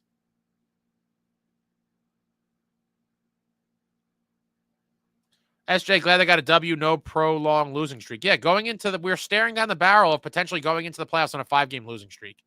That would have drove me crazy. I know some of you people wouldn't have cared at all. It would have made me furious. I'm just, that's just not winning mentality, in my opinion. Jason says Glass is a 4C. We need a 3C to bring in Pascal Rayum. Yeah, I don't know. The Hallinan thing's interesting to me as well. Husky and Shane said, imagine having Pando and Gomer coaching this team. Dreams. Oh, I would love it. I'm a sucker for all the old guys, of course, especially, two-time Cup champs, and both of those guys, Pando and Gomer, legends. If for those that are interested or haven't seen it, I did do an interview with Gomer a while back. I'll drop the link in the chat. Gomer's the man. He's the GM and head coach of his junior team now. So he's all over the place and very busy man. But I'm hoping to chat with him again when his season is wrapped up. They just have so much shit to do. It's crazy. Between recruiting, coaching, like he literally does everything. But Gomer, one of my favorite players of all time and one of the greatest Devils personalities. If you haven't seen it, I just dropped the link in the chat to see the Gomer interview. Watch that when you get a minute. Or not a minute, but when you have some time. Pretty funny stuff. Brandon, something I really noticed as well. Why does our defense always play so far up the ice? We're always chasing them. Not sure why we can't hold a lead and play safe. I don't know. I wish I had the answers. We look sloppy a lot. It needs to end. You got to clean it up. Tasha, do I think Dumo will be back? No.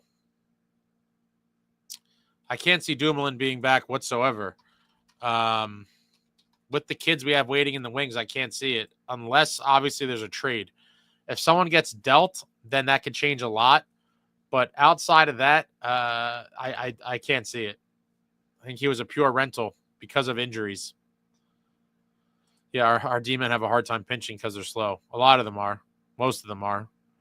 Luke and Casey have some wheels. Aaron with the super. Thank you, sir. Ace, I'll take the win tonight. Allen had moments, but didn't look great. Playoffs will be an all-out war.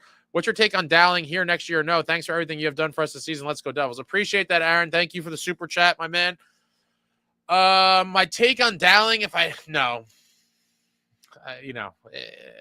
I don't like talking ill on people. Like I said, I do think he filled in serviceably. Did he produce a lot? No. Did he cost us a lot of goals against? No.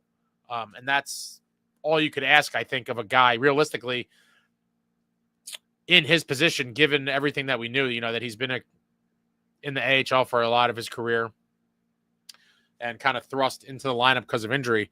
But I think, at some point when Fitz looks at this bottom six this offseason, the direction that he's going to have to go in for next season is that, unfortunately, we're going to need a little bit more offensive flair in our bottom six. I mean, you could make the argument if we weren't in the Metro, which is a terrible division, we probably wouldn't be in the playoffs. And then when you look at the whole season, I would say a lot of the blame you could shift on, you could point the finger a lot of places, right? But in the end, if you boil it down to 3 or 4 things, one of them would have to be that we were a top-heavy offense and that when the big guys didn't score, no one else scored. And that's an indictment on your bottom six. And so I do think while Dowling is a fine player, I'll say, a fine player, the bar or expectations for what your bottom six guys are going to do has to be raised.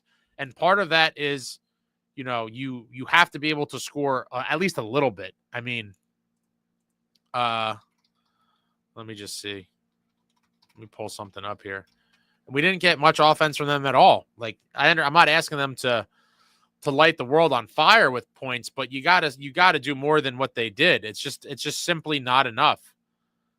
We go down here. All right. So Paulie Cotter, 79 games played, 16 goals, 6 assists for 22 points. Paulie Cotter, I think a fine, beautiful bottom six player. Cody Glass, I'm not going to count, but he has 22 points in 64 games. Obviously, most of them not with the Devils. Halla, 68 games, 10 goals, 9 assists, 19 points. Like, everyone had underwhelming seasons. Tatar, 73 games, 7 goals, 10 assists, 17 points.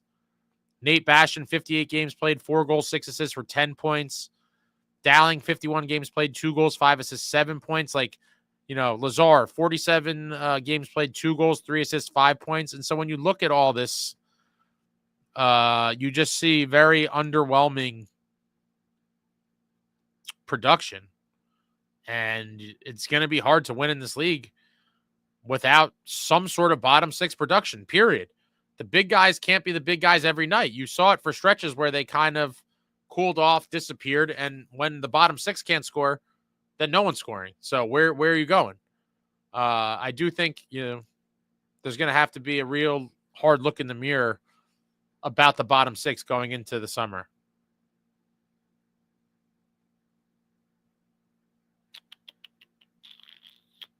SJ says Dumo is better than I thought. Yeah, he's a fine D, man. AVA 78, what happens to Allen after the season? Dawes time as a backup. Because of the cap, I talked about this in the pregame show as well. Because of Luke getting the big raise and all the other needs we're going to have, I just can't see how we could afford Allen. Unless he took a crazy pay cut, which I don't think he will. This is going to be like his last career payday. He's a serviceable tandem goalie for a lot of teams. And so I think he's going to have offers in several places. I just can't see him being back.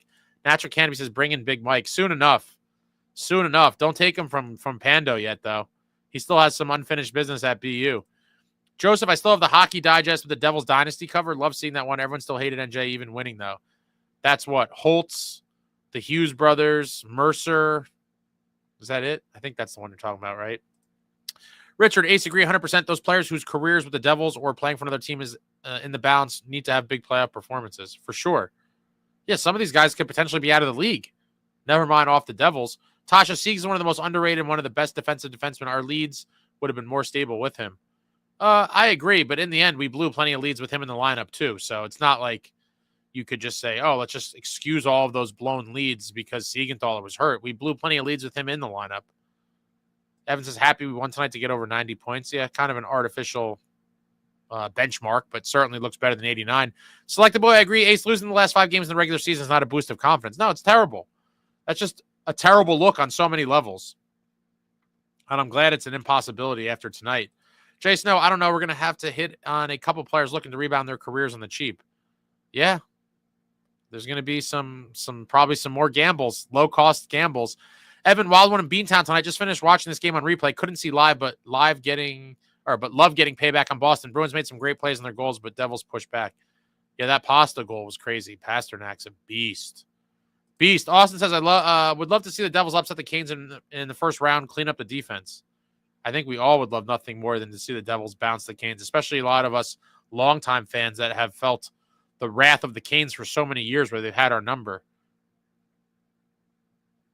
Jason said, what a mistake LeBanc made. He would have gotten a ton of playing time with the Devils. Yeah, but it's nice to have a crystal ball, man. Like, we had a lot of forwards, and he was just like, screw it. His path of least resistance back to the league was with Columbus. With that being said, he didn't exactly light it up down there either. 34 games played this year, 2 goals, 10 assists, 12 points. Because of injury, I think, like you said, he would have had more opportunity here, but who knows? Maybe he just kind of had a fluky, hot preseason for the Devils this year that he capped off with that hat trick in Philly in the closing minute. I was there for that one. It was wild. Michael S. Good night. Evan thought it was more connected. Boston did some good in this game, but I thought our passing was crisp and we buried goals. And now we can say we earned ourselves enough points to get the playoff spot. It still feels dirty. It still feels super dirty, but, obviously better than 89 points. Alexander the Greg, I think a summer vacation with Uncle Vladimir Burry would do these boys some good. These boys couldn't handle Uncle Vlad, bro. For those that don't know, Vladimir Burry, the former trainer for the Devils years ago, who worked with a lot of the Cup teams and Cup-winning guys, and he was relentless. Scott Gomez actually talks about it in the interview as well. If you haven't seen it, some gems that Scotty drops in there. Tasha H, you don't like talking ill on people, the president of the Fitz fan club. I'm definitely not the president of the Fitz hater club. There's people that are way more aggressive with it than me. And listen, as a guy, I don't dislike him as a man. I'm sure he's a nice man. But in terms of the general manager of my favorite hockey team that I love, the New Jersey Devils, there's just been way too many things that I disagree with. And I've seen the ramifications of said things.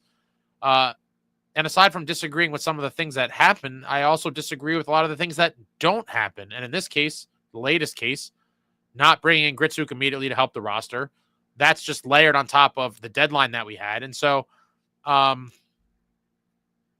is what it is. I'm always going to speak my mind about it. But when I say talking ill of people, I mean more so of the players. And I'll probably do that from time to time. I try not to make a habit out of it. But I think I've pretty much steered away from that. It's just not, it's not good juju or, energy. But a GM, the gloves are off for a GM. Evan, one series in Boston desperately needed it. I thought we played better on the road. Inexplicable. We're bad at the Rock. Alexander says he would turn these boys into men, talking about Vladimir Bure. I think he would make some of them go to the hospital. Jay Snow, at one point, Jack literally had like 75% of the Devils' goals.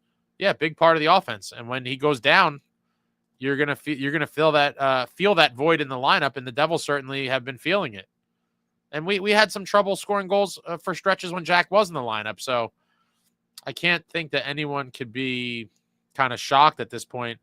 Evan, I thought skating was good, too loose defensively at times. Hate blowing 2-goal leads. With this one, we were more resilient, I felt, and we beat them on their fan appreciation. Love that for us. I like playing spoiler as much as the next guy. But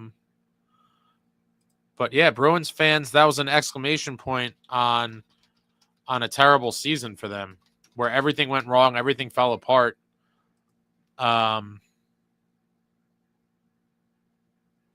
It's interesting.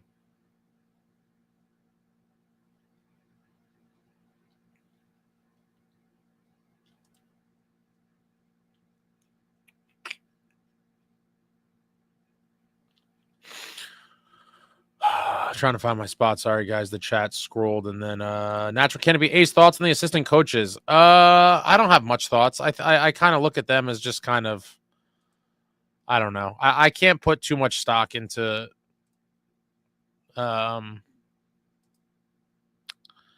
guess like is Colleton the power play guy? Like, I'd have to say, just by virtue of the power play being good with and without Jack Hughes, there's got to be something to it, right? Obviously, we have filthy power play units when we're healthy, but I'll give him some sort of credit for that for sure. And I think McGill's a defensive coach. There's another guy with Breland. I mean, listen, obviously I love Sarge, and so I'll never speak ill on Sarge. I don't even know how involved he really is, but I like him. But yeah, I think Colleton and McGill, I mean, you have to give some credit there, right? I mean, the defense, granted, new personnel, but the defense is completely revamped from last year and looking way better. And the power play was lethal. So it's I'd give them some credit, but I'm not one of these people that give all the credit or blame to coaches. I know a lot of people have been calling for Rogalski's head for a while, but like, we had terrible goalies for years and years. I don't know what people expected. Was he going to morph them into like NHL starting caliber goalies? Cody's skills, defense is good to great when healthy, but solid defense if unhealthy. Offense is mixed, sometimes good. Most of the time, there's not enough power from guys. Austin, Devils do play better on the road than at home. It's the same ice, so it'll be interesting to see what happens against the Canes. They got to find a way to win one in Raleigh. That's for damn sure. Just do it in game one. I'll feel so much better about the whole series if we win game one. Evan, a lot of teamwork amongst guys. A lot of guys were involved, but a win does help attitude, hopefully headed into the playoffs. Jay Snow, you need at most 3 solid lines and a 4th who chips in every so often. Those Devils Cup teams always had great third lines. Yeah, and they had great 4th lines as well, even on teams that didn't win. You know, the Crash line in 95, all-time legends. The CBGB line in 2012 with Ryan Carter, Brian Giunta, Steve Bernier. Great 4th line. Evan, curious to see how Keefe approaches the Detroit game with balancing rest, but if we get a home win now, gives us 2-game winning streak heading to the playoffs, takes a bit of the stench off. I agree. I think you're going to see some guys rested, but I don't think all of them. Playing to not get hurt. Evan, Columbus on fire all of a sudden, pushing Montreal, just feeling the pressure right now. Dean Evison doing a great job here for the Jackets. Yeah, LeBanc's been scratched a lot. Daniel says, I only caught the last 2 minutes that Allen played the whole game. Yes, he did. He did start the game. Trevor, sounds like Dougie will play tomorrow night. That's kind of my takeaway as well. Damien, this may be early to ask, but what free agents would you want to get? My top 3, if that is even possible, are Duchesne, Besser, and Sam Bennett. If not Bennett, then Ehlers. We're not going to have money for any of these guys. But I would love all the guys on your list. Every single one of them. I would be thrilled with any one of those guys. But they're all going to be getting paid some decent money. And I can't see it happening. I think Duchesne ends up going back to Dallas at a discount. Besser is going to be gone, but apparently there was a report that Canucks offered him like a pretty sizable contract that he denied. Like, I would like him, but not at crazy money. Jason, need Jack to stay healthy. I've given up hope of that. I just hope he could play more games than not. He hasn't played a full season yet, so it's going to be hard. Richard Ace Fitzy was at Finnegan's tonight, ripping through Guinnesses and watching the Durant party. Jason, Sam Bennett would be number 1. Yeah, Bennett's a menace. He's gonna get paid a lot. A lot of teams going to be, but who knows? Maybe he shocks the world and works something out to return to Florida. And I guess, he already got his cup there. Maybe it'd be interesting to see how their postseason this year may or may not influence his decision. But I think he's going to be chasing the money. He already got a cup. Evan, love watching this team a lot of the time on the road. We seem to play looser and just play as opposed to holding the sticks too tight at home. Wouldn't that be a massive get for us if we get in Raleigh? A win in Raleigh would be phenomenal in the first 2 games. 2 wins in Raleigh would be exquisite. Husky Unchained, a full season of Jack would be like seeing a unicorn. Trevor, Sam Bennett would be an amazing addition, but I don't think we could afford him. We definitely can't. Outside of massive salary getting moved out one way or another, and we're talking like Palat plus something else or Dougie plus something else, in addition to all the other holes we're going to have. I can't see it, but Bennett would be amazing. I agree. Bennett would be a great Devil, a prototypical Devil for me. Richard says, Ace, has your buddy Joe changed his tune on Timo yet? No. He is one of the worst.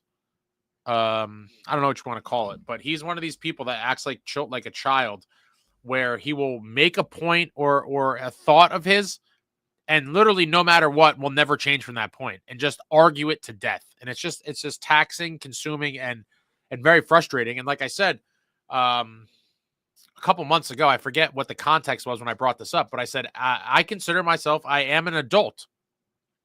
Part of being an adult is that you can change your opinion or viewpoint on a variety of topics, whether that's, sports, world events, something about animals, the solar system, the ocean. It could be anything. Science. You could have an original thought or a belief that you say out loud or in typing on the internets, right? But then as time goes on, new shit has come to light, or there's new events, there's new data and pieces of information and occurrences for you to say, okay, I believed that thing that I said 2 months ago. And now with all the things that have happened since then, I am able to logically look at the landscape of all of this and change my opinion based on these things. That is the sign of an adult. Joe, not an adult. Timo could finish with a 40-goal season. He would still be talking about how he sucks and he's overpaid. And there's tons of people like this all over the internet, whatever the point may be. They'll make a point or a thought. I'm not even going to call it a point. I'm just going to give it an opinion. They'll make an opinion and then they will defend it to the death and scream from the mountaintops. And the craziest part is the louder they scream, the more full of shit they know they are. And there's tons of, he's not alone in this. There's tons of people that decided Timo sucks. He's not worth the money at some point last year, probably for most of them. And they will never deviate from that period, because that takes adult reflection to say, I've changed my mind, which is almost like an admission of, guilt or being wrong, essentially. And that's how these people think. It's a crazy way to live. I'm glad my brain is not wired that way. And I will certainly change my opinions on a lot of things given new evidence as time goes on, as any normal, logical adult should do. Tasha, you think there was any chance of Gritsuk? If we wanted to, I believe we could have signed him and played him, from a couple games ago. But the team decided not to, and it is what it is. Cody Skills of Sam saying he's not coming to the Devils. This is why I hate when people say he's not coming to the Devils. Someone's going to pay him a shitload of money that we do not have. Get it out of your head. It ain't happening. Jason, no, Devils have to improve because other teams are going to improve, and 91 points ain't great. Yeah, very disappointing regular season. happy to get to the playoffs, but, very underwhelming 91 points. Given how we looked at the holiday, the Christmas break, we should have been easily a 105-ish point team. Tosh, I agree with the players. They all have bad seasons and bad games and ruts and stuff, and it's unfair a lot, but it's also on the staff for putting them in the positions when they should play in the NHL. A lot of times injuries dictate your moves, and you don't really have the luxury of, what the best. They're filling spots with less than ideal players. Evan, Carolina has lost most of the games late season here, and so have we. But again, very important psychologically for us to have a win headed into Raleigh. A home win versus the Wings gets us that feeling at home. I hope so.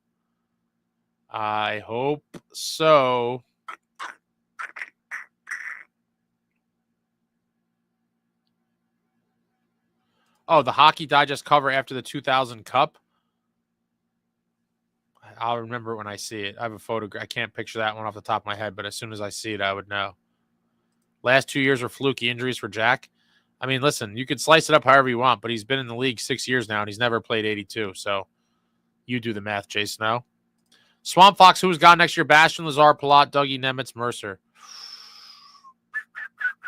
I don't think Mercer's going to be gone. I don't think Dougie will be either. Out of that whole list, I would say Bastian and Lazar to me are the most likely on that list. But I wouldn't be shocked if Bastian was brought back. Jason said I'm all in on moving Dougie just because of the money. Again, everyone, quick to cast guys off. Let's wait and see. Dougie might have a monster playoff, and then people are going to change their tune. So it's very early in this thing to be talking about moving guys because of contracts. Evan, waiting to see where they slot us to start the playoffs, which day, Saturday or Sunday, respectively. Strongly considering heading down to see family in Raleigh and support our boys. It's a brutal building to win in. Yeah, my buddy Jordan's brother lives in Carolina, and I forget. He texted me. Let me see if I could find it. His brother's record in Raleigh seeing the Devils is atrocious. Let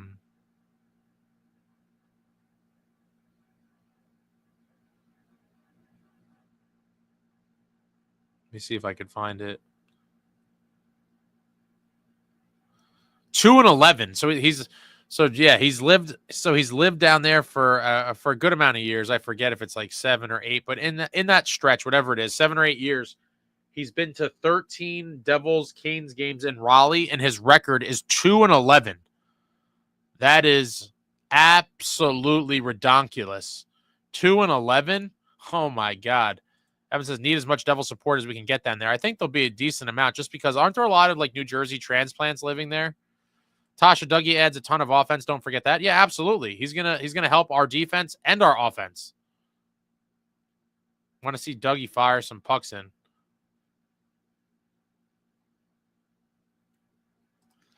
Jason, no, for some reason, Jack and Timo just don't mesh. Jack goes down. Timo wakes up 2 years in a row. Well, I think that's more just a function of Timo being, the March of Meier guy. I don't know if it's as much to do with Jack not being there as much as it is of when that calendar hits March. It's Timo Meier March Madness time. Tasha Laser, as much as I hate to say, he'll definitely get traded though. He hasn't played a bunch recently. I just don't see it. Well, he wouldn't get traded. His contract's up, so he would be free to go elsewhere. Evan Ace earlier this year had commented, "You hate the Flames, as do I." Officially, they are eliminated from postseason contention. St. Louis and Minnesota got in teams we did better against last year or against this year. Yeah, the Flames, man. Markey had a shutout in his return to Calgary late into the game. It was like 5 minutes left when two former Devils teamed up to scorch us. Kevin Ball threw it on net, and Coleman tipped it, I believe, with under 5 minutes left to give the Flames a 1-0 lead. Terrible. And then obviously we melted down against them at home. A 2-goal lead blown in the third period. What was that, like a few weeks or a month ago? Terrible. Cody Skills, what made the 22-23 Devils good? I think a variety of things. I do think, as time goes on, the one element that helped them the most, I think, was the element of surprise. We sucked the year before, and we just kind of caught teams by surprise. Eventually, throughout the season, everyone knew we were a good team, but I don't think they were as prepared to shut us down and the effective ways to do it during that season. And then, tape circulated and, people, coaching staff studied us.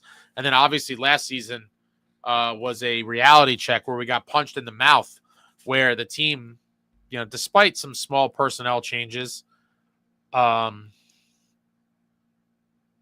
league kind of figured out the Devils, and there was a playbook out there to kind of how to stifle that high-powered offense. Jason said, I get the Dougie offense, but I'd rather bring in better forwards. Evan, this series versus Canes, I'm hoping is an epic battle where we upset those guys with playoff experience isn't valuable to these guys. We competed even with them head-to-head this year. With Jack in the lineup, but yeah, 2-2 this season.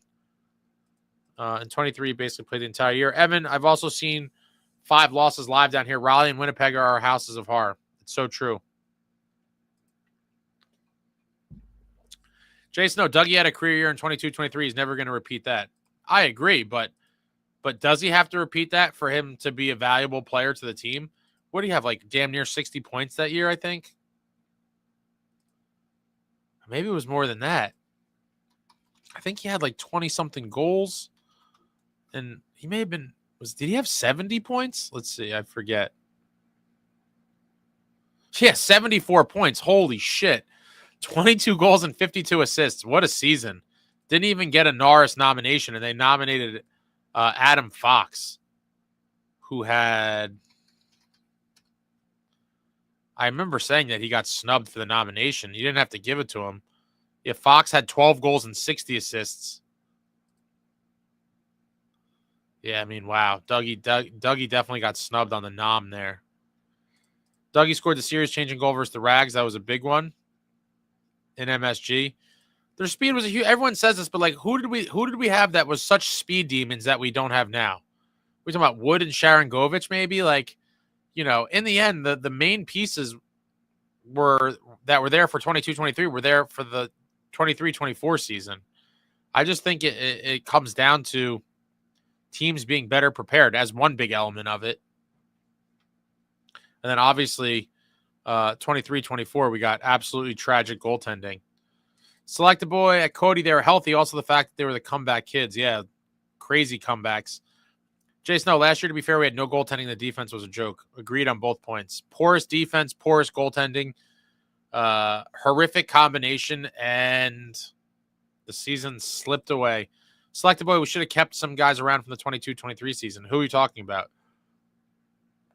Specifically.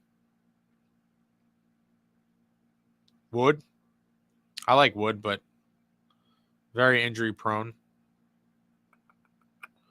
22 goals. Evan McCann, Tuck, Kempe, guys like that. Even one of them would be a huge get for us offensively in the offseason. I'm doing all I can this offseason to get another stud up front for us. Get creative. Go Devs. I would love to see it. I just don't know how you do it. I mean, I suppose, yeah, it all involves figuring out how to move some big salary around and out.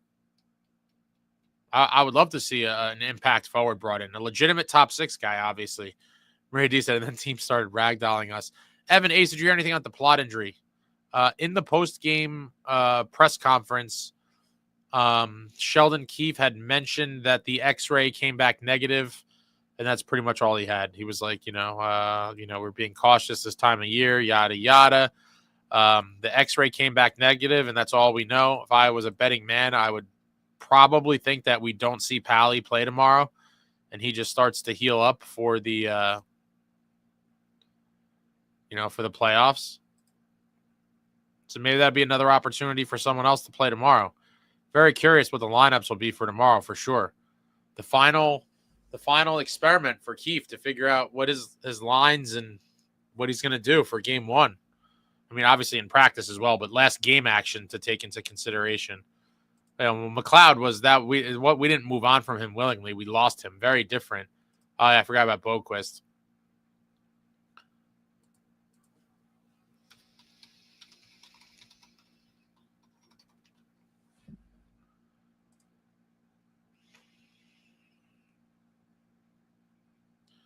Yeah, Boquist would have been an interesting one. I think, did he?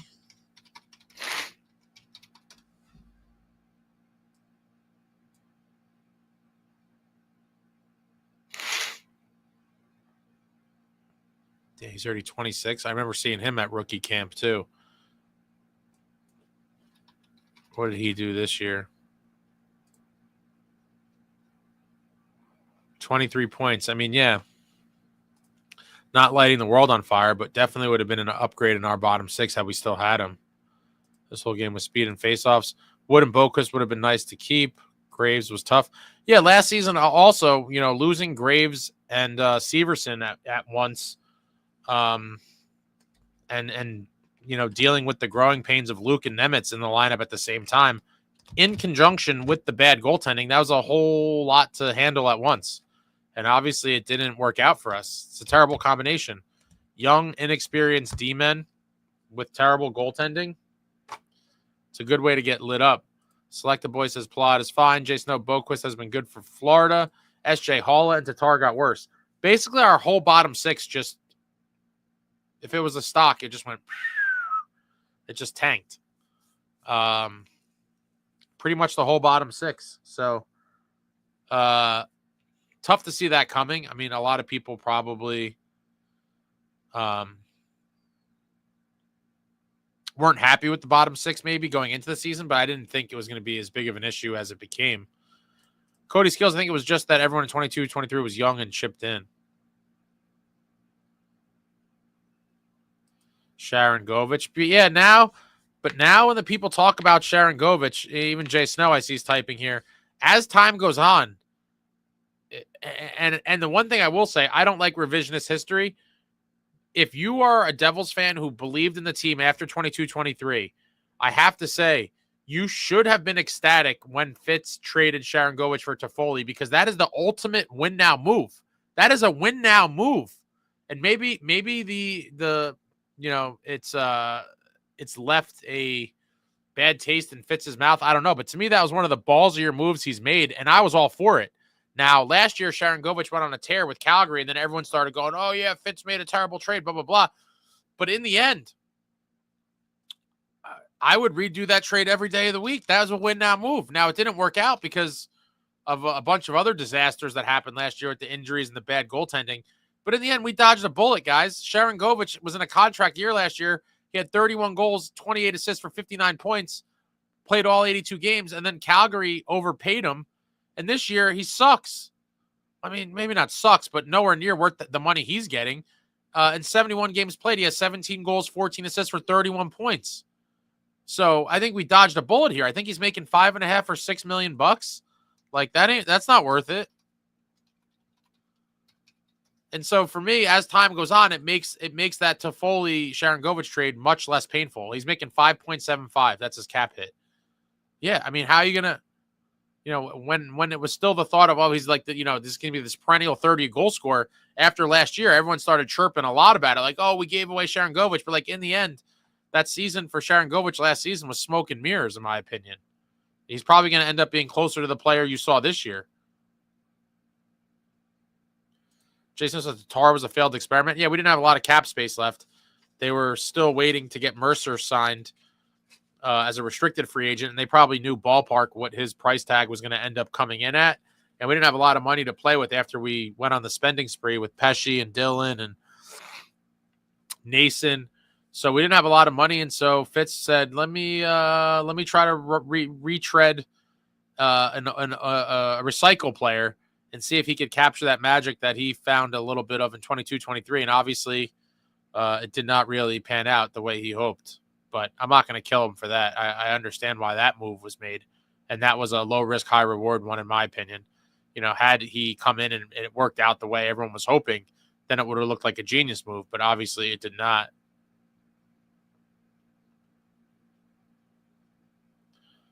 Yeah, those two are big parts of 22-23. Tatar had like 40 points.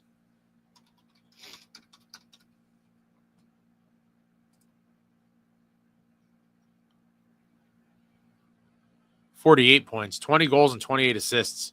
My God. 48 points and a plus 41. Whew. Cody Skills, Ryan Graves has been terrible for the Pens. Yeah, I've seen some Pens fans complaining. Jay Snow, I didn't like the return for Toffoli at the deadline. Should have gotten a first. I 1,000% said that on deadline day as well. I thought for sure we were getting a first. And then when it got announced, I was like, my God, that definitely added a little bit on top of the pain.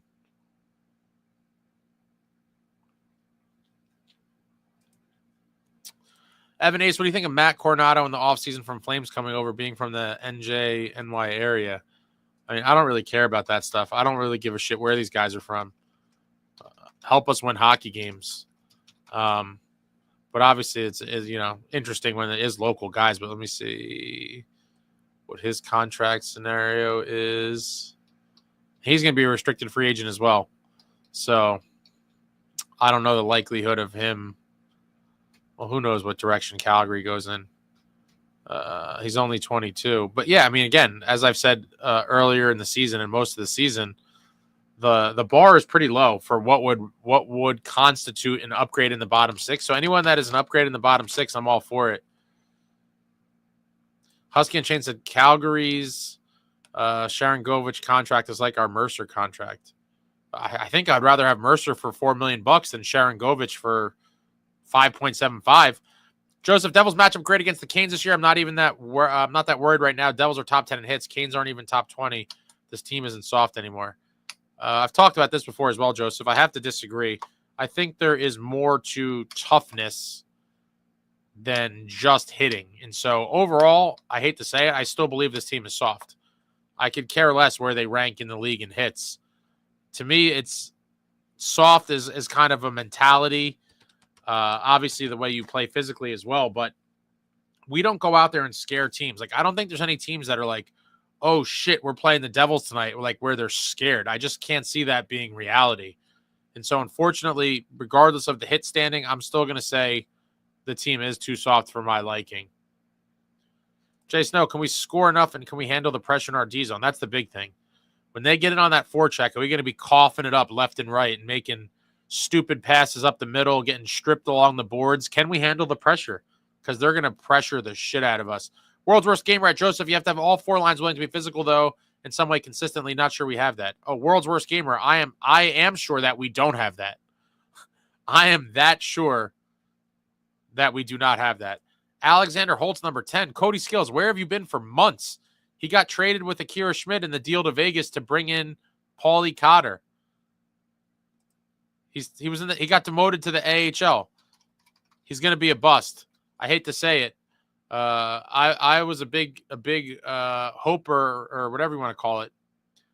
I was hoping he was going to be the top 6 guy we all wanted to see, but I think he got demoted to the AHL. Oh, it looks like he played a couple games in Vegas. He was in the A, playing for Henderson for a couple months. He played, I guess, in April 10th and 12th for the Knights. Oh, he actually scored a goal on the 12th. So in 51 games on the Vegas Golden Knights this year, 51 games played, he has 4 goals, 8 assists for 12 points. Yikes.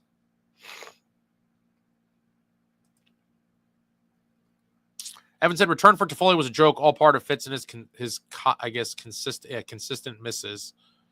I thought we were going to get a first rounder, but man, SJ Big Baller played well for Calgary. Yeah, I wish he could have used his size more when he was here, but it is what it is. Chico, if they're going to be sandbagging tomorrow, they might as well scratch all of Nico, Bratt, Meyer, and Luke versus Detroit. I still don't like that. If they sit all those guys, I do think who knows. But I don't think that's a great idea either.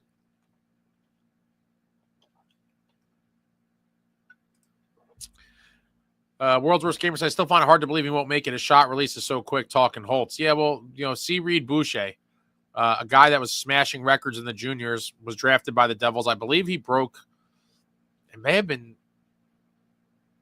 was a pretty high-profile player. It may have been Stamkos records that he broke in juniors for goals, but his skating was pretty tragic, and he could just never get it together at the NHL level, and ended up playing overseas and shit. And I think that very well could be the case with Holtz.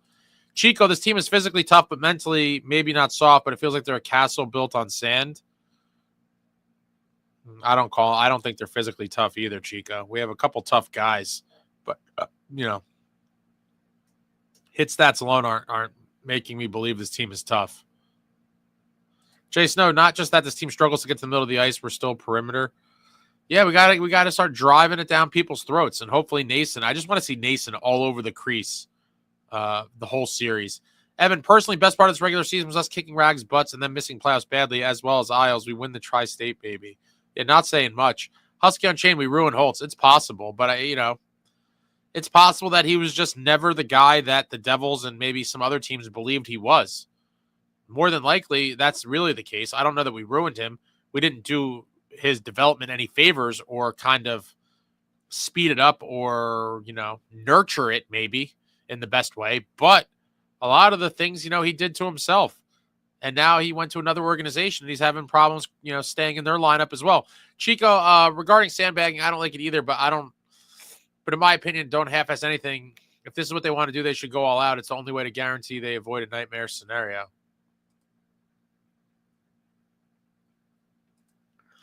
Chico says, in my opinion, being unfair on the team toughness. Jesperbratt is out there laying hits.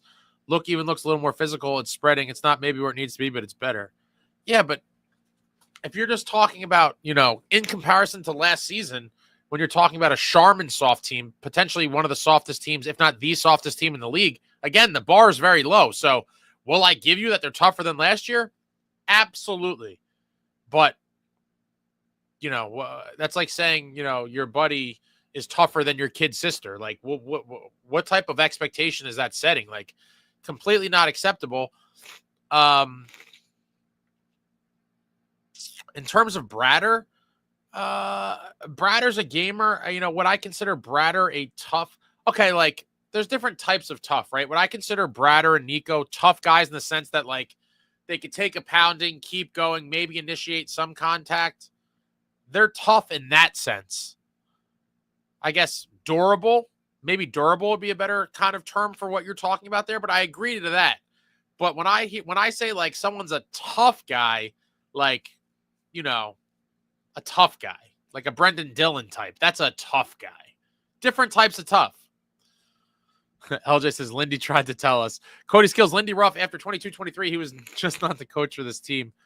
Joseph, fair enough about Devils' toughness. I think they match up better against the Canes than betting odds and media are stating. That could be. I think the opening line was like Canes -2 something. Let's see. Like -230, I think I saw.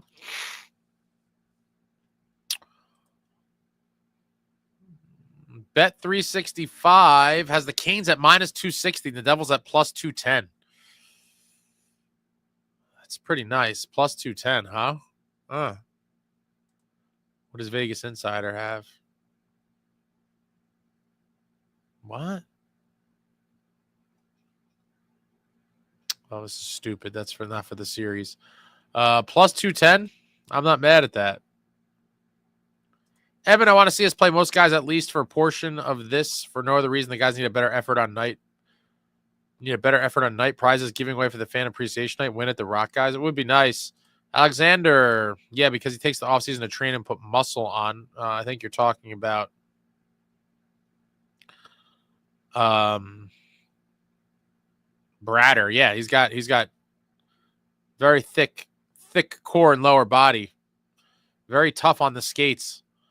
David, top 5 annoying hockey talk. Convert offensive defenseman to forward. Ridiculous. Want retreads without looking at recent stats and cap and whether they fill the hole.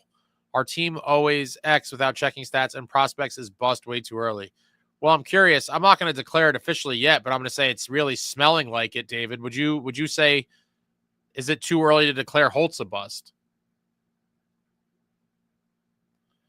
SJ, I saw this was the first time ever Philly and the New York teams missed at the same time. Devils making it to the playoffs. Chico, well, who else are we going to compare it to? You can't compare it to the 2000 Devs. They can only improve from where they were. They can't shoot up to S tier immediately. I'm going to compare it to the other teams in the league right now, Chico. How do we stack up? I don't give a shit about the 2000 Devils. I mean, listen, there's no comparing anything, honestly.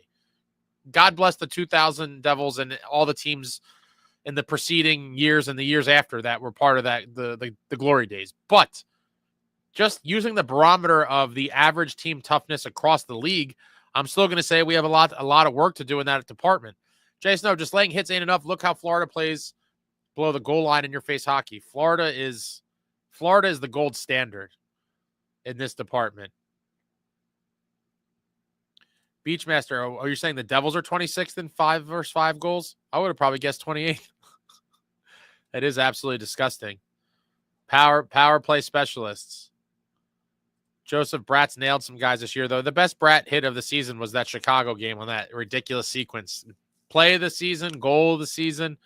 Chico, I've been critical of Dylan's play, but I want that mentality to infect the entire team. I think his mentality is near invaluable in terms of standing up for teammates and getting guys to gel. Completely agree. They call it the glue guys, the guys that bring the juice to the locker room. Brendan Dillon is like the poster child on this team for don't fuck around. Like, he gets that look. I think he was possibly looking for a fight with Zadorov. I think it was in the first period. It was after a whistle of some kind. He was like right up to Zadorov and another guy. I forget who the other player was. And I think he was, throwing some verbal jabs at them, asking like, what's up? You want something here? David, I love it when Bratt lays hits. It surprises everyone. Joseph says, take that bet, guys. I think the Devils have a good chance. Plus 210. It's not too bad. 210. Evan, tough guys, like you said, Ace, like a Zadorov in Boston, the guy we had a shot at this past offseason, heavier, edgier, more violent. Yeah. I'm happy with the way it all played out. A lot of people in Boston were down on Zadorov early. Apparently, he looked pretty bad. I don't know, what their feeling is on him now that the season's over for them on their kind of full season view. But earlier on in the season, people were killing him in Boston. And maybe we dodged a bullet there as well. I'm fairly happy with Dylan and Pesci. Richard, there's been maybe one or two games the most this season whereby a hit changed the complexion of a game. It's one thing to hit. It's another when it changes the game and the team gets fired up by it. I mean, if you're maybe talking about one singular hit, but over the course of a game, constant hitting has an impact. SJ, I agree. The forecheck is the Canes' best strength. They apply pressure everywhere. Yeah, and the Devils are not going to be able to crack. David says, I'd take Devils plus 210 if I were a gambler. I might have to a little bit. Evan, Dirty Devil Vodka has been the true champion this year. It'll be my sidekick for sure this offseason. Chico, I really don't think you are comparing it to today's team. Even the Florida Panthers get ragdolled in the early 2000s, and I don't think the gap between the Panthers and the Devils is that far. Oh, Chico. Chico, I think you still have an image of pre-lockout hockey, which I missed too, but that's long gone. It is. But watch the playoffs. Watch the Panthers. There is going to be sequences where people go, oh, shit, playoff hockey is war. It's not as gone and long gone as you make it out to be, Chico. It rears its beautiful head here and there. And the playoffs, you're going to see it, especially from Florida.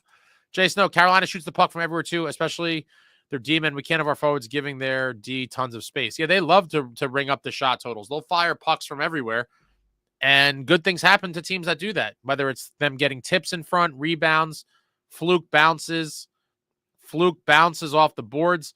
Throwing pucks on net is never a bad strategy, and they get high volumes of shots up. So the Devils are going to have to be prepared, and if they score a bunch of tip goals from the front, I'm going to be furious. Chico says, consider this. The Devils roster is 2-1 this season versus the Panthers. Yeah. Okay.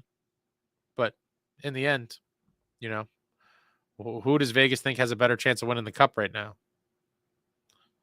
Spoiler alert, not the Devils. Jason says, Zadorov, I'm good on him. He makes a ton of mistakes. World's Worst Gamer, in regards to the Carolina, New Jersey series, first thing I want to see is not time and space for Goss to spare when he's on the ice. He can become a turnover machine. LJ, Mercer looked good scoring with Zadorov on him. Evan, imagine McDermott gets in tomorrow for a few hits on wings. How awesome would it be from us and a win? We also, if you guys forget, we had some chippy contests with them earlier in the season. Who did Dylan fight? Fisher? Yeah, I forget. Something happened in the first matchup, and then Dylan fought Fisher. We had a little bit of fireworks. My buddy Goody, you don't think that maybe the team was told to dial it back and to save the toughness for the playoffs? I don't want to sound like I'm coping, but I'm genuinely curious. No, Keefe has come out and said that straight up. There's no mystery to it, that we're trying to avoid injury. I don't agree with it necessarily. I understand the logic, but I do think there's a big difference between, not going 110% and kind of just dogging it. So I don't know. I think there's a fine line, but it is weird whenever, you have technically meaningless games for the standings and your playoff opponent, these types of things can happen.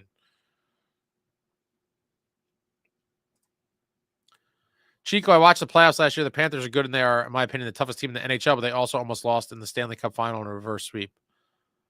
Almost doesn't count except horseshoes and hand grenades. Cup champions. Cup champions physicality gets ratcheted up like crazy. Absolutely.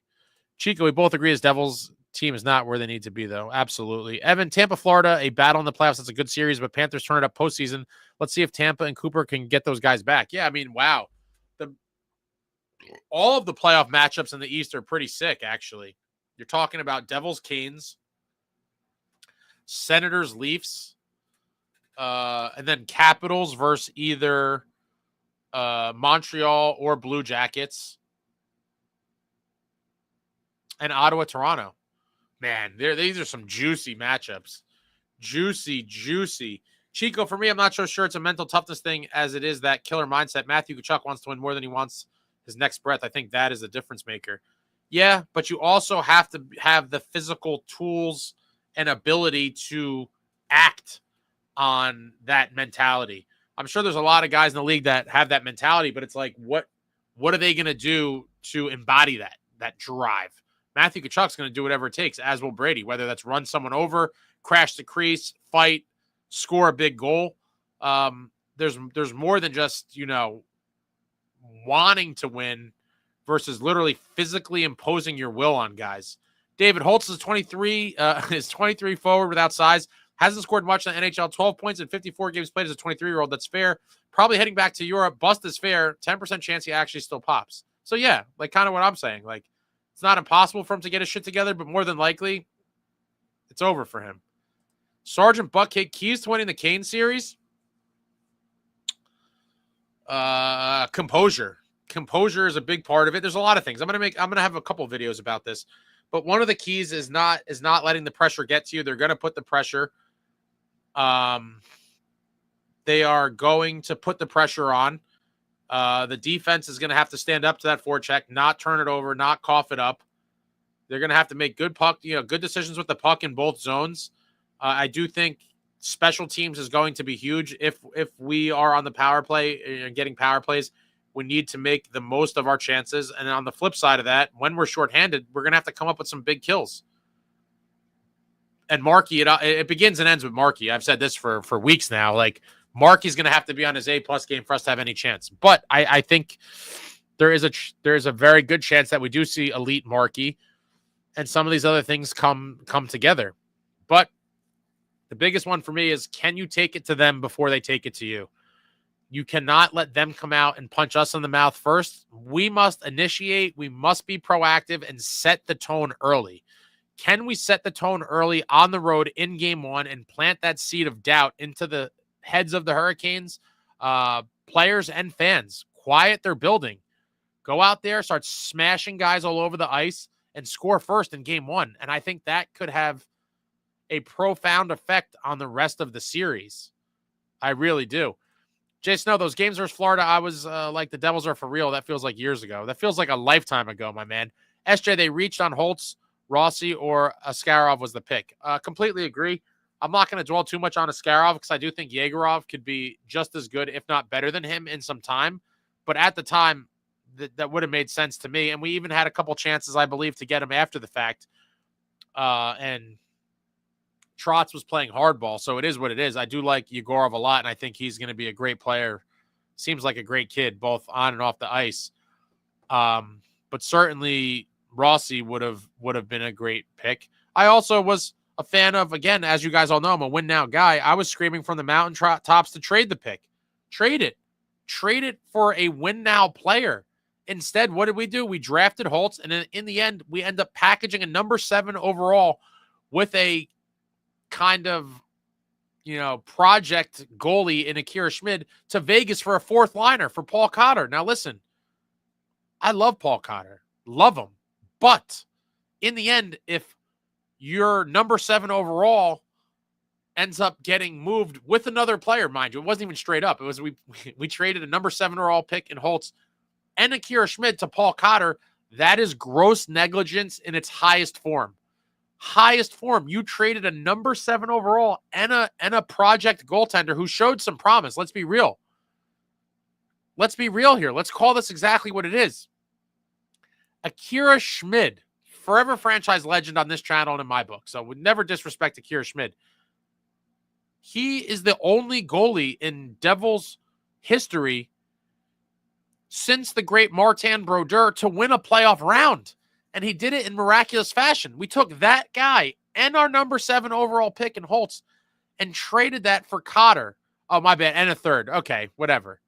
And Cotter and a third. A third round pick to me is honestly what I can't even really. Let's just call then, to make it simple. Fine. Then I'll back out of it and say call it. It was Cotter for Holtz and Akira Schmid for a third. I understand it doesn't work exactly like that, but just for argument's sake, you turn a number 7 overall into a bottom 6 player in Cotter. And again, I love Cotter, but you cannot afford to whiff and misfire on number 7 overall picks like that. That is disgusting. Who ranked the Devils as the worst series? I'd imagine it would be, probably from every media outlet for sure. My buddy Goody, do you think maybe they trade Hamilton instead of Nemitz? I'm sure that would be their preferred route. But Dougie makes a lot of money, and it might not be as easy to move him without retention or, enticing a team in some way.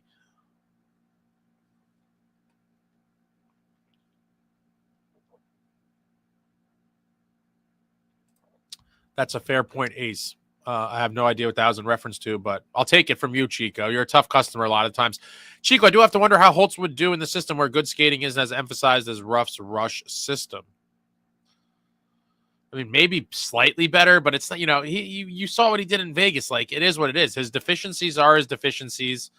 Is he going to ever figure it out at this stage of the game? Remains to be seen. If I had to bet on it, I'm betting he plays overseas somewhere. Like, I think David referenced a couple minutes ago. LJ, game 1 has to be played like game 7. I agree. And I said this, I don't now I'm really delirious.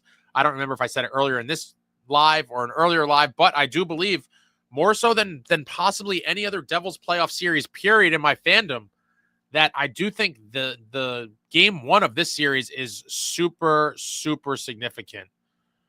Just because with the way the Devils have been inconsistent this year, they are a pretty young, inexperienced group. It seems like they have folded under the pressure a lot of times. That if we somehow just get steamrolled in game 1, it could just kind of be, pulling out that domino or the Jenga piece to just collapse the whole thing. And I hope that's not the case. But I could see a world where that does happen. Like, we get crushed in game 1.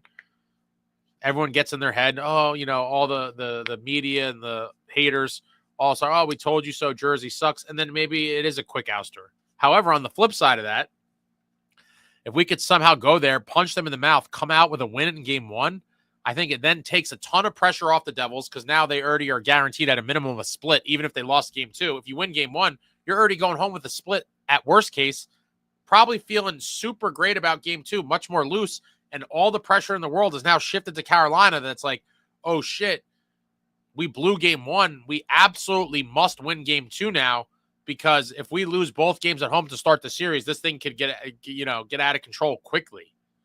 So I've never felt so convicted that game 1 was so big as this one. Richard, I've seen a lot of hockey since '86, and we were overwhelming favorites over the Canes when a guy named Weeks stole the series. Markey returns the favor. Great job, Ace. Richie D out. Yeah, wow. Yeah, thanks, Rich. Kevin Weeks came in and slammed the door on us in 2002. Brutal. After Urbe had some struggles, Kevin Weeks came in and had the series of his life. Evan, 5-1 for us in the last 6 road games and won our last 2 of the season. That has to be a good feeling that we can play on the road and confidently. I like our game a lot of nights on the road. Hope Raleigh the same. We've been traditionally terrible there. Like I said, I think I just read it. My buddy, his brother is 2-11 in Raleigh in the past 7 or so years. Chico, Akira Schmid hasn't been good in the AHL, but he's got a .945 save percentage in 4 games with the Golden Knights this year. Might have given away yet another starter. Absolutely. I liked Akira Schmid a lot, obviously. Sung his praises many times, and I will forever continue to do so because that man is a franchise legend. Period. The Devils have made the playoffs twice in forever. No series wins from 2012. The Cup Finals, we went on that run, and then it was absolutely stinko hockey for a decade. And we go down 2-0 to the Rangers at home, and now going into the Garden where the whole world's saying, well, they're getting swept. Enter Akira, wins 2 games at the Garden before ultimately winning the series for the Devils, getting a shutout in Game 7. I never gave up on him. I understand. I think things got a little bit maybe a little bit tumultuous between him and the organization. I do think he got a raw deal. He was kind of yo-yoed up and down a million times between Utica and New Jersey, but I fully believe that he still has the potential to be a starting goalie in this league one day, as you point out here. And furthermore, I do believe another point to be taken from what you're saying in here, and I've said this for a while, is that a lot of people look at guys, especially goaltending prospects, and they'll point to, some numbers in a minor league, and they're like, oh, look at his numbers. His goals against is 311 and his save percentage is 888. And it's like, there's a lot of factors that go into that. And they could look like shit on a maybe defensively irresponsible team or whatever it is. But then you see them at the higher level where you're like, whoa, their numbers are good. And I believe Nico Dawes had shit numbers in the AHL this year as well, because Utica wasn't a good team. And so they gave up more chances, gave up more goals, and people would point to Nico Dawes' numbers and be like, oh, he sucks. He's not an NHL goalie. And then you look at his numbers in the NHL with the Devils this year and the few games he played, and they're stellar. You might be seeing the same thing with Akira Schmid. I wouldn't close the book on Akira Schmid just yet. I do think he may carve out a nice little NHL career for himself one way or another. Yeah, Jay Snow basically got Cotter with the 7-number overall pick. Correct. And as much as I love Paul Cotter, a number 7 overall, come on. Joseph, look how many other teams that made horrible draft pick busts. NJ hasn't done that bad compared to other teams. Every team makes bad picks, but it's just too many too recently for the Devils. And again, I think he's going to be a good defenseman, whether it ends up being here long-term or somewhere else. But in the end, you can't argue that picking Nemitz at number 2, at a minimum, I think would be the 4th best scenario. Looking back, I don't think you could say that picking Shane Wright or Logan Cooley would have been way better, because either one of those guys on the Devils roster right now makes this team so much better to have a center like one of those two guys. And then the obvious, again, because I'm a win now guy, I was yelling from the mountaintops to trade that pick too, because winning now is all that fucking matters. Jesperbratt and nicohischier, this is their 8th year in the league. They've won a single playoff round in 6 playoff games. At some point, you have to say, we need to win now. We cannot keep talking about this bright future. We've been hearing that shit since these dudes been in the league. 8 years for nicohischier and Jesperbratt. I was screaming from the mountaintops, trade that number 2 overall pick for win now help. Evan, absolutely correct. So many mistakes by Fitz. The list is so long on his underwhelming moves. I agree. Jay Snow, Holtz couldn't even make his country team. Yeah, for the Worlds. I do remember hearing that he got cut from Sweden, and I was like, oh shit, that's not a good sign. And that pretty much was the kiss of death. In a nutshell, the kiss of death for Holtz was not being able to cut it. Amagi, don't wonder about Holtz. He's cheeks, and he'll never be NHL caliber at this rate. Cold World. Beachmaster, we're trying to win in spite of management. Let's go Devils. Completely agree. And if we go on a deep run, if all these people come out of the woodwork praising Fitzgerald's deadline or him in general, I'll be disgusted, because winning despite bad management is different than crediting bad management for success. Jay Snow, just like Stillman was a giant reach and he's gone now too. Oh, well, we're going down this road now. I was in a good mood. Now I think you guys are fucking with me now, and you're trying to get me worked up. I mean, at least Stillman was a much later pick, but another whiff, another swing and a miss. What did he end up becoming? He was a throw-in, and he was included in which deal? I can't even keep track. One of the deadline deals.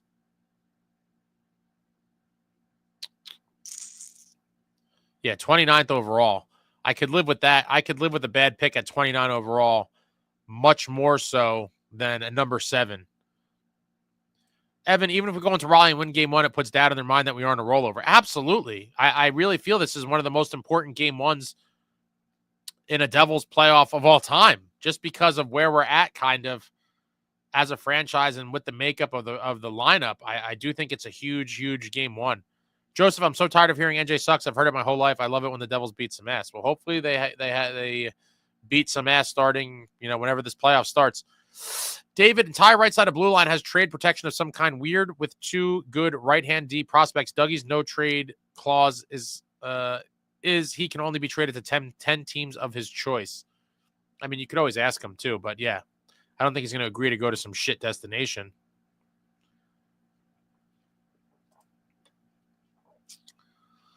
World's worst gamer. I got Sportsnet Plus today so I can watch the playoffs, but no matter what is said, I can't get excited about us playing the Canes and watching it. LOL. Hopefully they shock the world. Shock the world. Jason, the worst thing the Devils can do is go into game one, have a 2-goal lead in the third, and blow it. Oh, my God. Well, you nightmare fuel, Jason. You're sadistic. SJ can definitely see Markey stealing the series. Canes are a good forechecking pressure team, but they are not the Lightning or the Leafs in terms of offensive talent. Absolutely. Chico Schmidt is another example of Fitz's terrible asset management, in my opinion. I can't say I disagree. My buddy Goody, it's going to be awesome to have Salayev and Yegorov in the red and black, even though it's many seasons out. Exactly. On a side note, sure, I'm excited for that too. But you know what I want to be excited about? Winning playoff rounds and winning a cup now. We're talking about this is what I think they want you to do. To get so caught up in the future and so caught up in the idea of that one day we're going to be good that everyone forgets about actually trying to be good right now. Now. Year 8. Jesperbratt, nicohischier. Year 8, a single playoff round win, courtesy of Akira Schmid, and 6 total playoff games won. What are we talking about? Damian, funny, we talking about Schmid. A lot of goaltenders are getting shit after performing so well. Artur Silovs is the perfect example of receiving this Schmid treatment. I mean, it happens to a lot of young goalies, and goalies have been kind of de-emphasized over the years, where a lot of these analytics people and management teams believe that you could just kind of plug and play anybody decent in there and get the same result. I'll never agree with it, but SJ, they have Aho. That's it in terms of point per game. Players hate Aho. Chico, in his only AHL season, the great Martin Brodeur was a .884 save percentage. Fitz would have traded him a season later for Ty Domi. Max, what up, man? You saw a win in person, an OT. Thrilla. Finally got my first win in Boston. Got to talk to Dano during the intermission, too. Dano's the man. Is it the first time you ever met him, Max? A lot of first-time Dano meetings going on around these parts. Alexander the Greg, win now mentality is the way. Please see the Golden Knights. Absolutely. Especially with the core that we have. Win now. Chico, I said at the trade deadline, and I'll say it now, the Devils could win the cup, and I would still say fire Fitz. I'm right there with you, Chico. Even if we're the only two. Well, I know my boy Steve the Maniac is in that group as well, but he's not out there anywhere talking about it, so he doesn't really count. He's more of a ghost, but he's certainly on that boat with us. David, I'm very bullish on Dawes. Wouldn't mind him as our number 2 next season on entry level. He's entering prime for goalie development. I think because of our cap situation, he's going to have to be the number 2. Unless somehow Isaac Poulter bumps him out, or potentially Jacob Malik or Tyler Brennan or somebody else. But it has to be, and I think Dawes is going to be the guy kind of favored going into camp. But you never know what could happen in camp. Guys could steal jobs and, change the order of the depth chart at the moment. But as of right now, it seems to be Dawes' position to lose as the 1B guy behind Markey. But we'll see. There could be plenty of competition. Max Adano also told me the boys are just trying to play good hockey, stave off injury, and get to the dance. It's hard to stay in the moment when the big competition is right around the corner. His words. And I would have looked at him. I would have said, Dano, how many games during the Dynasty Devils years did we see efforts like what we've seen in the last 3 games from this Devils club at the Rock? And then Dano would have been like, whoa, you got a point there. Because never.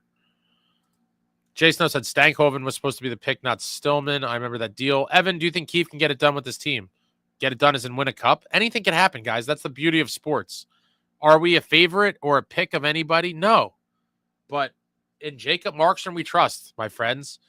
As the great, wise Lou Lamoriello once said, you build a team from the net out, and with Jacob Markstrom playing elite-level hockey in the net, anything can happen. Why not us? LJ, smash the like. Thank you. Smash that like. Evan, if this management pulls the trigger on a firing of Fitzy, I'd be stunned. I would be stunned but thrilled. If we have a deep run, it's certainly not because of Tom Fitzgerald. Evan, listen to me very clearly. Fitz ain't going anywhere anytime soon. Don't you worry. Joseph, if Dougie gets hurt long-term again, I'll be on board with selling him. I'm not there yet. Well, think about this, Joseph. If he gets hurt again, how many willing buyers do you think you're going to have with a guy that then got injured 3 seasons in a row? Yeah, Jason, no, he gets hurt again. Forget about exactly. Then you're stuck with him. Evan, Nico wants to see the organization showing we're committed to winning. He certainly won't stick around if he feels he can't win in. It's only exclusively should be about win now, no questions asked. Win here long-term. I completely agree with you, Evan. I don't know if you were in the live that I kind of went on a tangent about this within the past couple weeks. And I have expressed my kind of fear that if drastic measures aren't taken in the next couple seasons, we may very well see a scenario where nicohischier is traded because he will not sign an extension. And I don't think that's crazy. Some people told me that they think I'm nuts, but I don't think it is. If you're realistic, I don't know how you think it's a given that he's going to return here. He wants to win a cup, and he's now watched his team 2 years in a row have a shitload of LTIR money and not spend it. And then on the flip side, you look at the organizations truly committing to winning. And by truly committing to winning, I mean teams that are opening up the coffers and making it rain, spending every dollar they can to improve their clubs. You see the Golden Knights and you see the Lightning, and if they have LTIR money, they are spending that shit because they want to win. 2 years in a row, the Devils had tons of LTIR money and they did not spend it. And so these players aren't dumb. They see, how the organization kind of maneuvers in the shadows. And I don't think most players would really believe that the organization is truly fully committed to winning as the number one priority when you have that 2 years in a row of not spending LTIR money. Max, not my first time meeting Dano, but it's been like 10 plus years since I last spoke with him. He knows my uncle because he owned a place that the boys would go to after games. Very nice. Chico said, if I'm Buffalo, I'm hunting for Jake Allen in the offseason. Well, I think depending on how this playoffs play out, you might see some other teams hunting for Allen as well. Evan, the Kings are a sleeper team going into the playoffs. They're going to make it far. I don't know about that, but it wouldn't shock me. Max and Funk, the Kings hate them until we get revenge. Yeah, I'll forever hate them for 2012 as well. Nicohischier, bring back the triple blast horn with some Gary Glitter. Can you imagine that happened? The nostalgia. Oh, man. That goal horn and that goal song combo is... They would never do it, but it would be phenomenal. Chico said, I think ownership holds Fitz in very high esteem. To be fair, his contracts for Jack and Brad have put this team in a good cap situation, but man, if that's all it takes, then I should apply too. Yeah, great. I mean, you get a lifetime bulletproof vest for that though. And then, you could point to the bad ones too.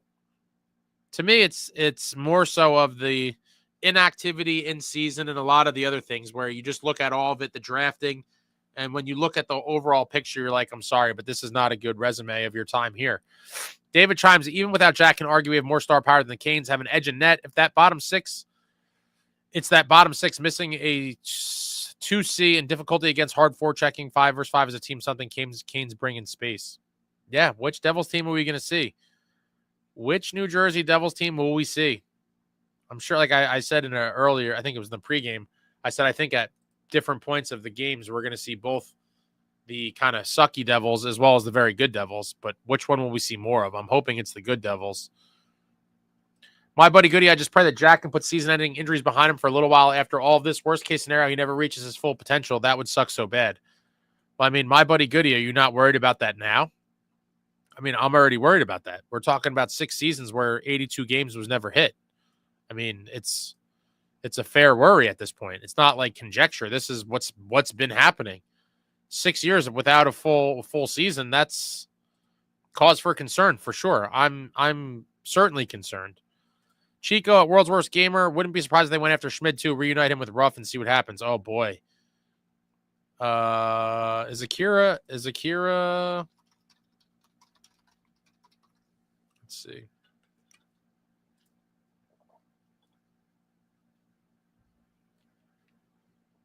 He's still signed through next season.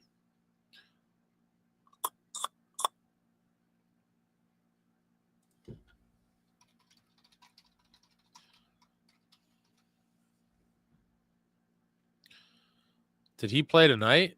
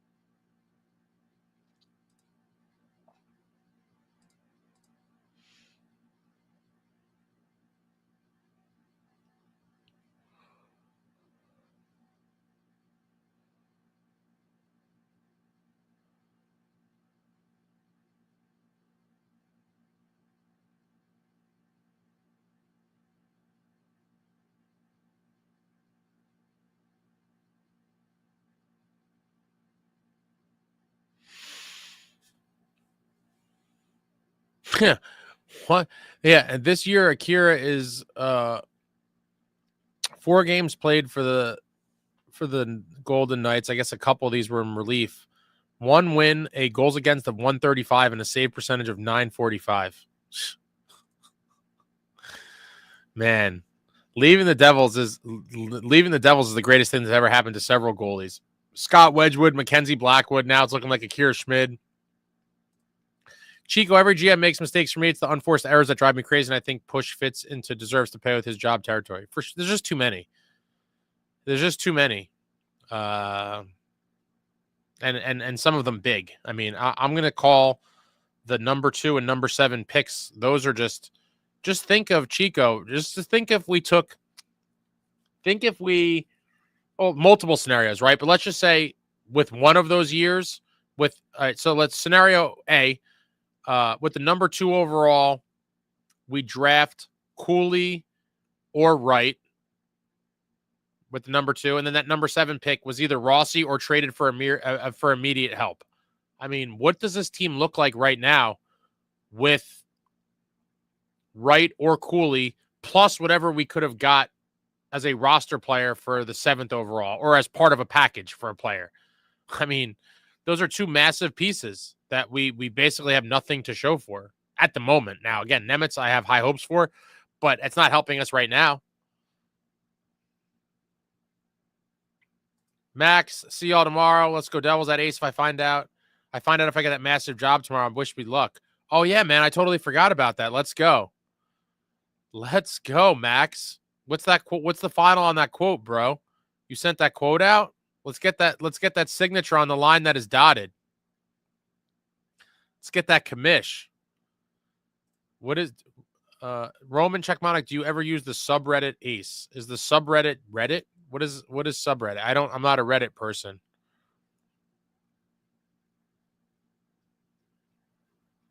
I'm assuming you mean Reddit. Is that Reddit? I'm an old school dude. I don't even know how I'm on here right now. It's a series of miracles that I'm on a stream on a YouTube channel. Never would I have seen this day coming as a young man. Roman Checkmonic, remember we ran rough out of town and the reporter, he said didn't watch the games, and Holtz was a bust. I do remember Ryan Novozinski. But listen, in the end, the fans and a lot of people still wanted Holtz to get a fair shot. I was one of them. Oh, hold on a minute. I got to jump down to here, Max. 557K. Who did you submitted this? You submitted the quote to like the manager, Max? Not the homeowner, right? It's like their property manager.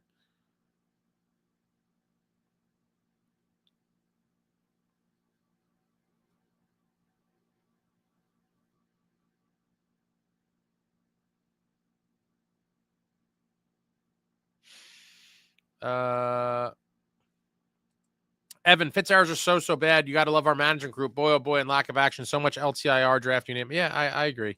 Amagi A staring so hard I thought the stream froze. Now I was looking for the Holtz numbers on the season. Chico, I said it a couple weeks ago, going to 22-23, the Sharks were rebuilding. Could have sent the 2nd overall for Timomeier, and then you had that Meyer haul for another trader just to keep. Yeah, that's a scenario as well.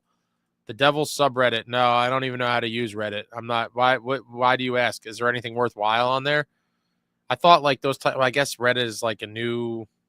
Yeah, back in the day, I used to go on like the forums. I guess Reddit is like a new forum, in a sense. Chico, even with the wasted 2020 pick, you could have just picked Shane Wright in 2022 and kept Toffoli. Those 2 things basically undo all his other mistakes.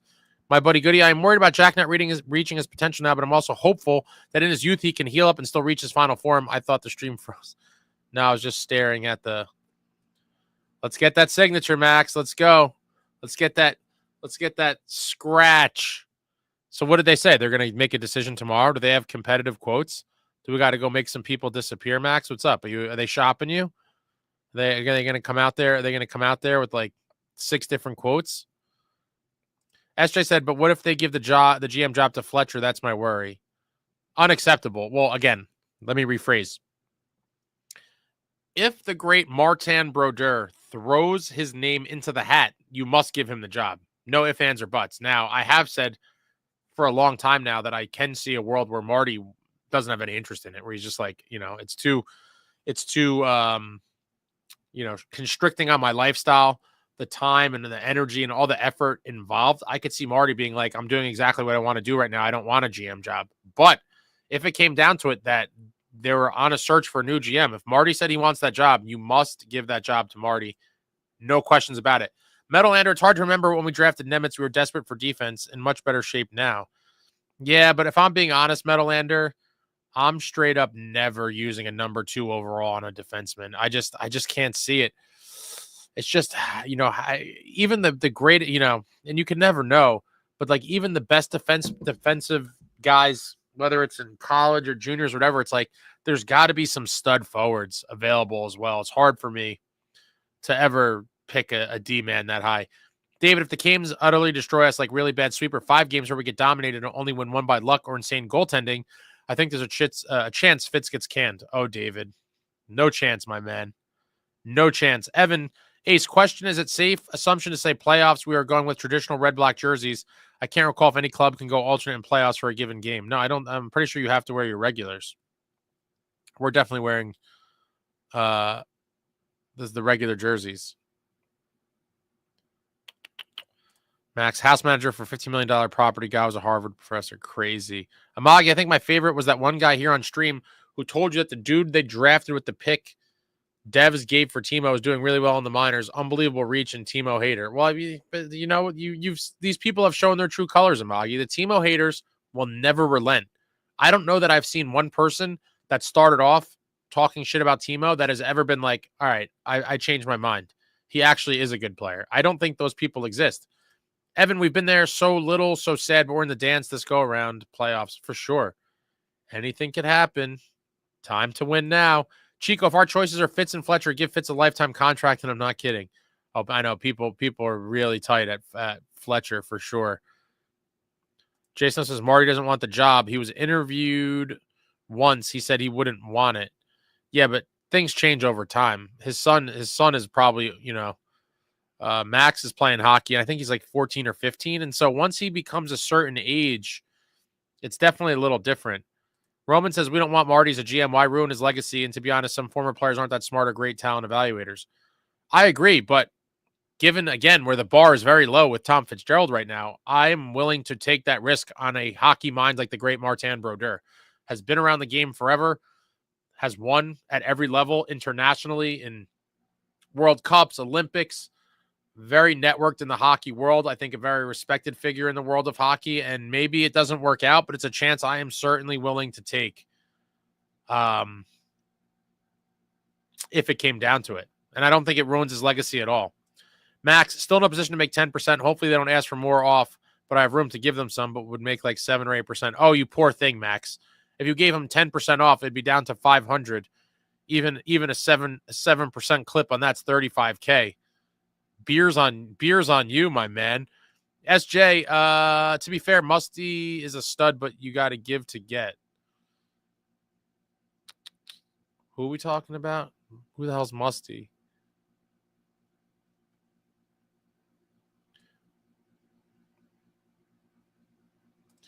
Chico, I still want more from Timo at his price tag, but he brings so much to the team that basically no other forward does. Incorrect. The only true offensively gifted bull that we have. Bull. And I hope he just goes out there and just starts smashing people all playoffs long. And that people really see that he now comes the full circle moment to be that agitator and just complete savage in the playoffs. My buddy Goody, HBSE pretty stated that if they had their way, Fitz would be the GM indefinitely. It would take a lot for him to get canned. I completely agree. Roman Checkmonic, Timo, to be honest, does not give us 60 points. I think in most seasons he's going to be damn near 60 points. That's kind of what I'm hoping out of him. Plus all the intangibles he brings, creating space, smashing guys, getting in people's faces, getting under their skin. And I do believe if he was on the right side and on power play 1 all season, he would have well over 60 points, but that wasn't the case. He was on the left side and only on power play 1 after Jack got injured. Metalander, a lot of speculation about jersey changes next year and new third jersey, hoping for Cup era again. I would love to bring back the classic, but I think people would be bored by that because essentially it's just an adaptation of the current jersey. I think it's time to do something cool. The jersey did grow on me over time. I never, I hated it. I still don't like it at all, but I'm not as repulsed by it as I was initially, but it's still bad. It had potential with some tweaks, but the next alternate jersey has to be a lot better. Jay Snow, he said when his son is done growing up, he wants to move, so he might leave altogether. Maybe. Chico says Timo Meier single-handedly drove the Rangers cuckoo for Cocoa Puffs in that playoff series. I think he only had like 2 points in that series. Sometimes it doesn't show up on the scoreboard. Chico, I'm pretty sure he had 0 points. If I'm not mistaken, he didn't have a single point in that series, but he was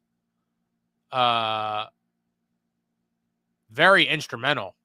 Probably arguably the most impactful a dude could be on a series without scoring a point. Someone check that for me. It's too many things. I'm pretty sure he had 0 points, but I completely agree. He was everywhere, under their skin, in Shesterkin's face, and I'm pretty sure he had no points. Jeff Anderson, I believe teams can wear alts in the playoffs, but they can only have one home and one road, so the alt would replace the regular. No thirds.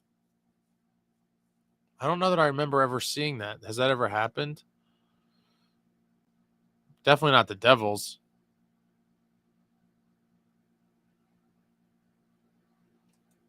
Roman Czechmonic at Chico need another forward. We need at least another forward where it does show up on the scoreboard.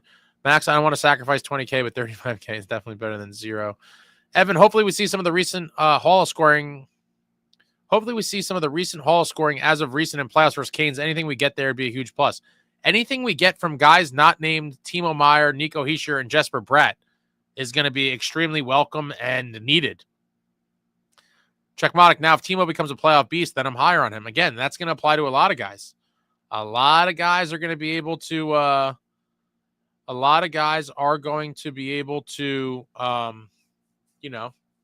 show what they're really made of come playoff time. Musty is the forward drafted with the pick we sent to the Sharks. Good player, but it had to be done to have Timo Meier now, which I do 8 days a week. Oh yeah. Okay. So yeah, that's a real reach to try to get people to,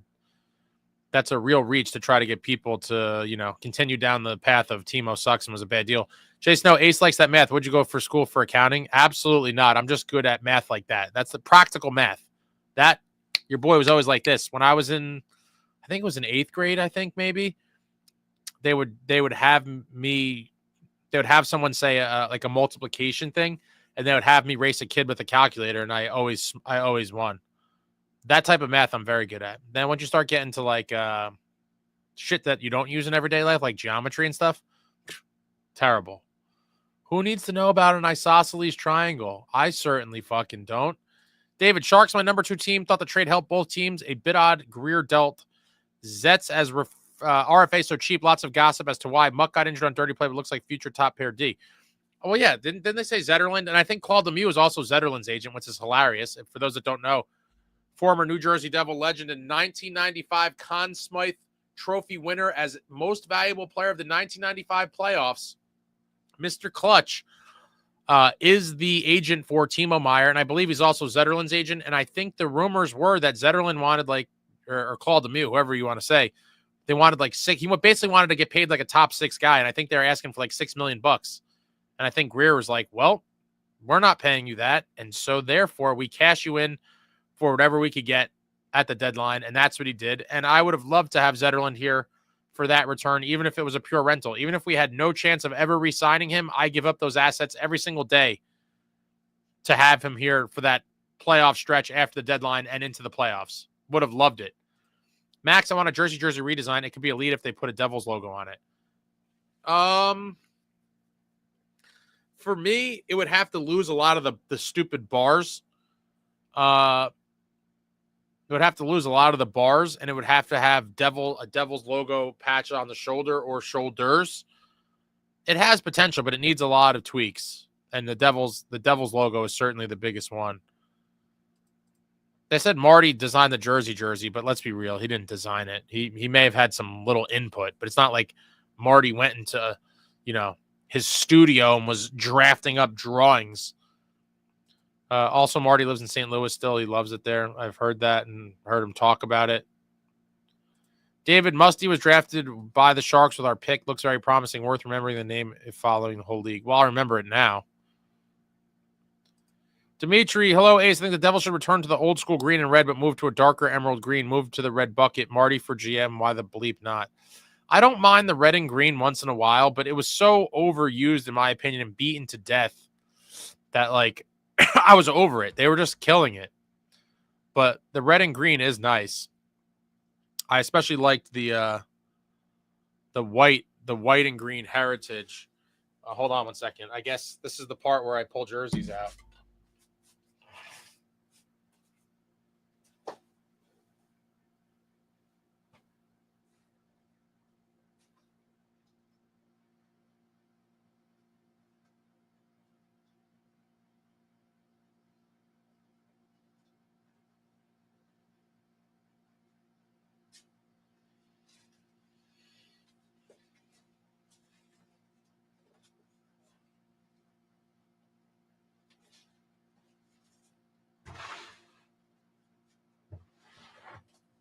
Hold up. My rack was a little blocked off here.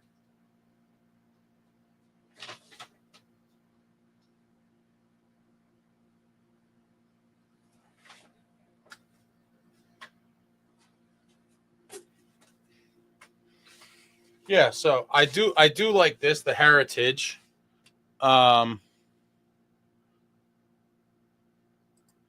I like the heritage a lot. This was super clean, right? I do like that. And then this was like the retro.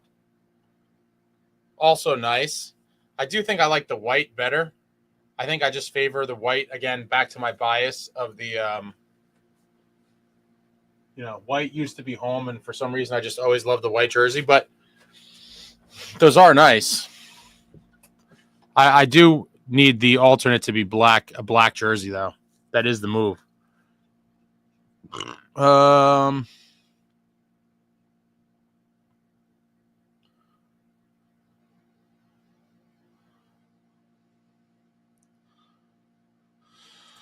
Jeff, black with regular crest. Black with the regular crest, neither red or white, would be a great alternate.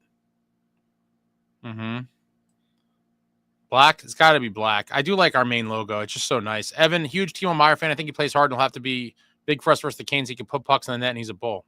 Agreed. Chico says, I think a full season of Timomeier on the right wing and on power play 1 has him at a point per game easily. Oh, my God. I mean, it's possible. Good night, Damien.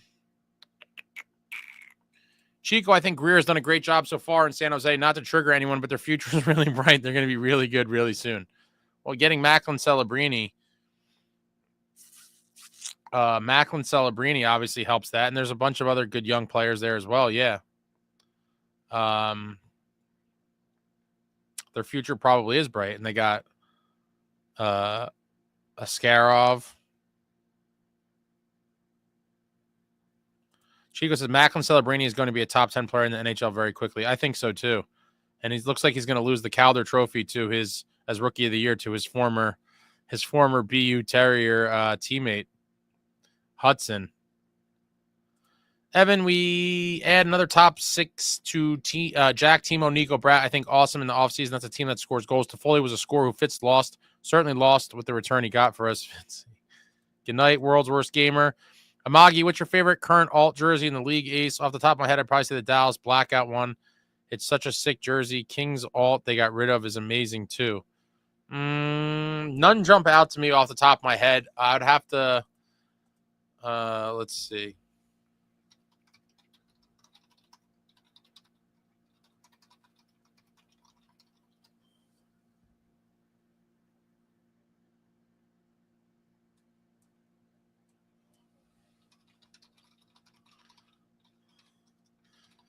The Blue Jackets one is actually pretty sick.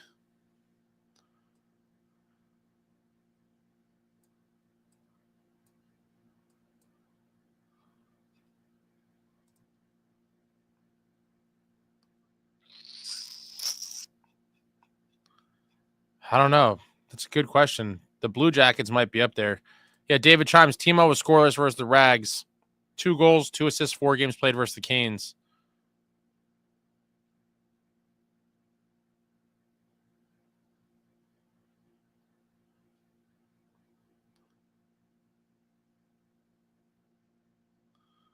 I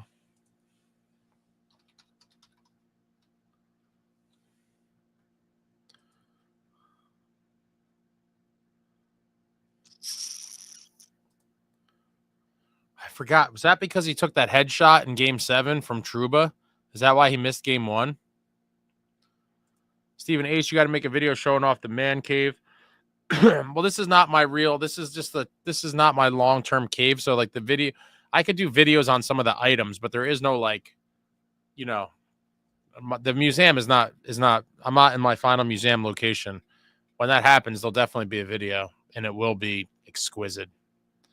Jason, Ace, you went to Rutgers. Did you stay in Woodward Hall? So I transferred to RU after my freshman year, and I never lived in dorms.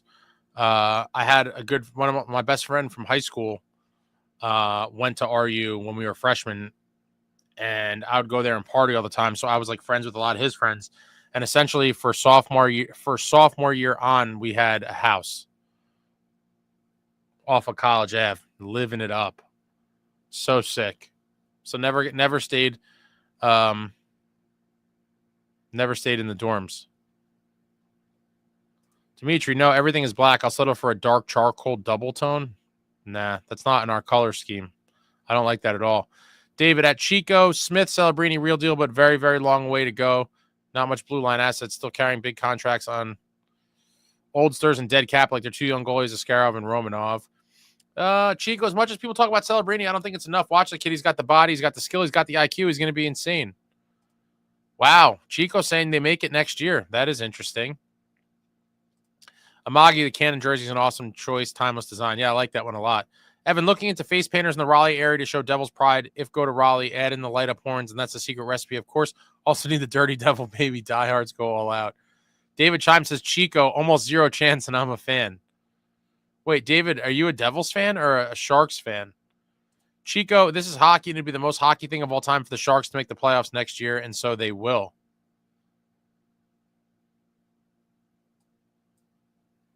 That would be quite the feat. I wonder, like, from a few years back, how many year timeline they thought they were on. Like, what was the kind of, when did they think they were going to be ready to make a playoff push? Check Monic. The Sharks are going to need a defense core before they can make the playoffs. Chase, no, I didn't go to Rutgers either. I just remember partying there. Yeah, never was in the dorms. Never lived in the dorms. My buddies lived on freshman year. They lived on Bush campus. I actually forget the name of his dorm, and I was there a million times too. It was shit.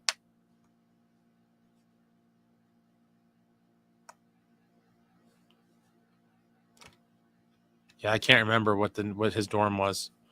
But it's crazy now. They have all those.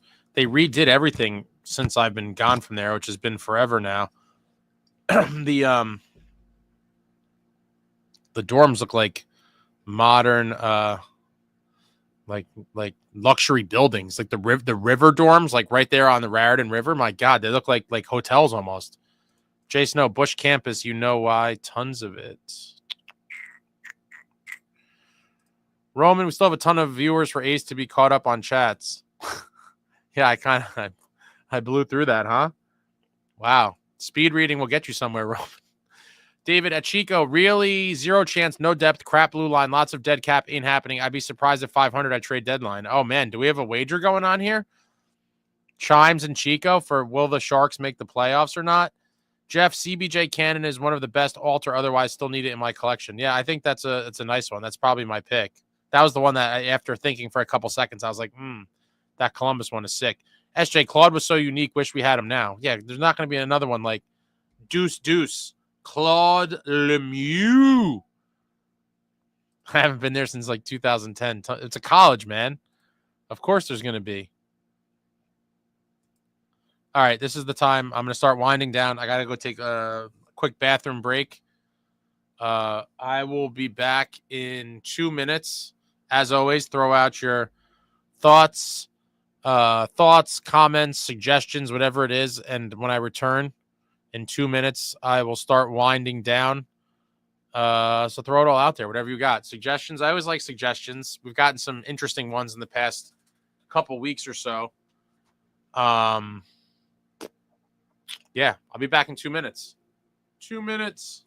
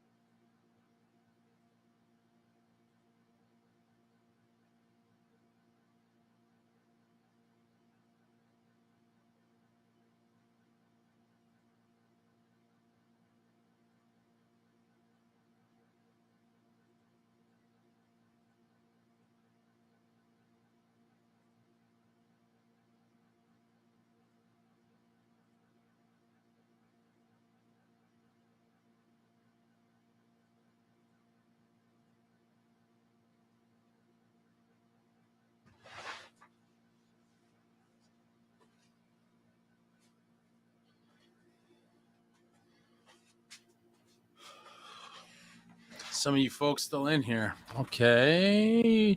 David, Devils number 1, live in Bay Area, Sharks number 2. I get that. You have to kind of adopt the local team as your West Coast team. Select a boy. See you later. Husky, good night. Jay Snow has to take a bathroom break as well. David chimes, the Blue Jackets make the playoffs. That is the biggest shocker I've seen in years. Yeah, pretty much everyone wrote them off for dead, right, heading into the season. And here they are now with a chance still alive going into, the last day of the season or, yeah. Brandon, Jets versus Blues, round 1, Vegas versus Minnesota. Chaos occurred with Wild scoring with 20 seconds left in the game. If never happened, Jets would have played Wild or Flames.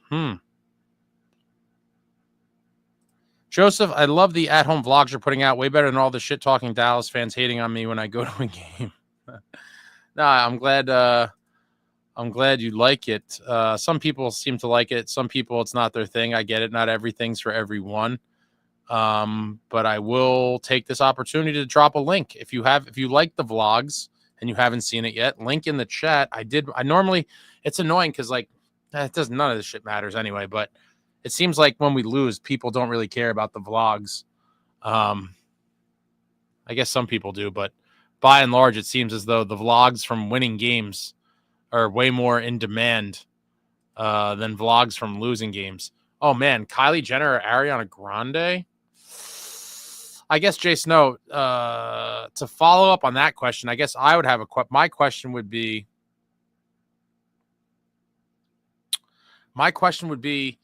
like, if I seen them, if I didn't know who they were and I saw them out in public, or knowing all of the things about them that are out there, that could impact it. So I'm curious, knowing everything we know about them or not could change my answer. So I need to know, Snow. Roman Czechmonic, does Columbus have the tiebreaker? I believe they do. Evan, Raleigh Times, a bar in downtown Raleigh. In the past, Devils fans have congregated here. Also, nice spot in person. I don't know. Street bar in Raleigh, and for breweries, Ace. If head to Raleigh, Pony Source is a great spot. I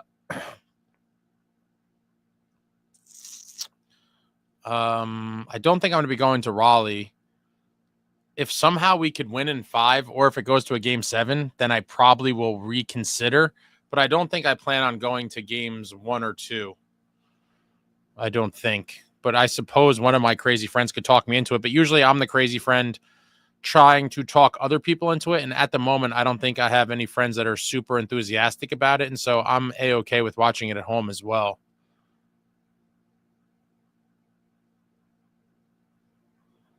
Yeah, CBJ has to win in regulation and Montreal lose in regulation. A CBJ win and a Montreal loss makes them tied, so Columbus must have the balloon bank. Brandon Ace, got to do NJ Pizza review tour. Maybe I'll start.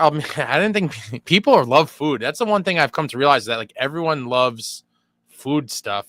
So that might be on the summer agenda. Always looking for stuff to do in the summer. Obviously, in the off season, not much going on, and so maybe I will incorporate pizza somehow and somehow try to tie it to the Devils. Maybe it'll be like a pizza guide for people going to traveling to New Jersey for Devils games from outside the area. And if you have some extra downtime, that could be something. I guess it is so funny. Everyone just loves food. David, CBJ 5-game winning streak, Montreal 3-game losing streak with loser points. Ryan, how many Canes Devils games is Ace attending? Probably all of the home games at a minimum. And like I said, if we somehow have a chance to win in 5, or if it goes to game 7, those could be potentials. I don't think I'm going to go to game 1 or 2, though. Depends on what color Ariana spray paints herself. Snow says not famous at a bar. Oh, easily Kylie Jenner. And it's not even close for me. It's not even close. Now, if you start talking about all the other stuff, knowing what you know, then it's a different story. But if we're just talking about at a bar, not famous, Kylie Jenner with ease. Joseph, I like just seeing the Rock in the atmosphere because I can't be there. I can't be the only one. Yeah, no, that's why I do it. I know a lot of people you do miss, and I take it for granted. And I try to give people, especially outside of the area that are Devils fans like yourself, that can't see the kind of stuff that I'm just so, and other people in New Jersey that go to games regularly are so accustomed to seeing, like even some stupid stuff, as little as like the video packages and some of the stupid shit they do on the scoreboard. Like I would want to see that if I didn't live in the area and was able to go to games. And so I always try to think about that when I'm trying to think of videos or things to put out.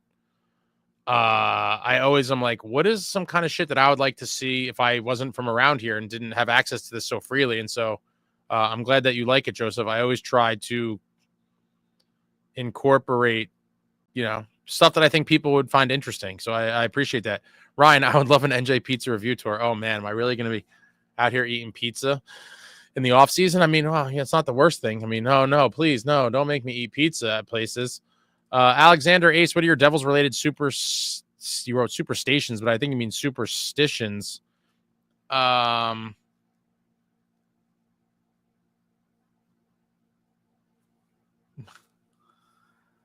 Superstitions, not many. I will say, and I never did this probably till last year, but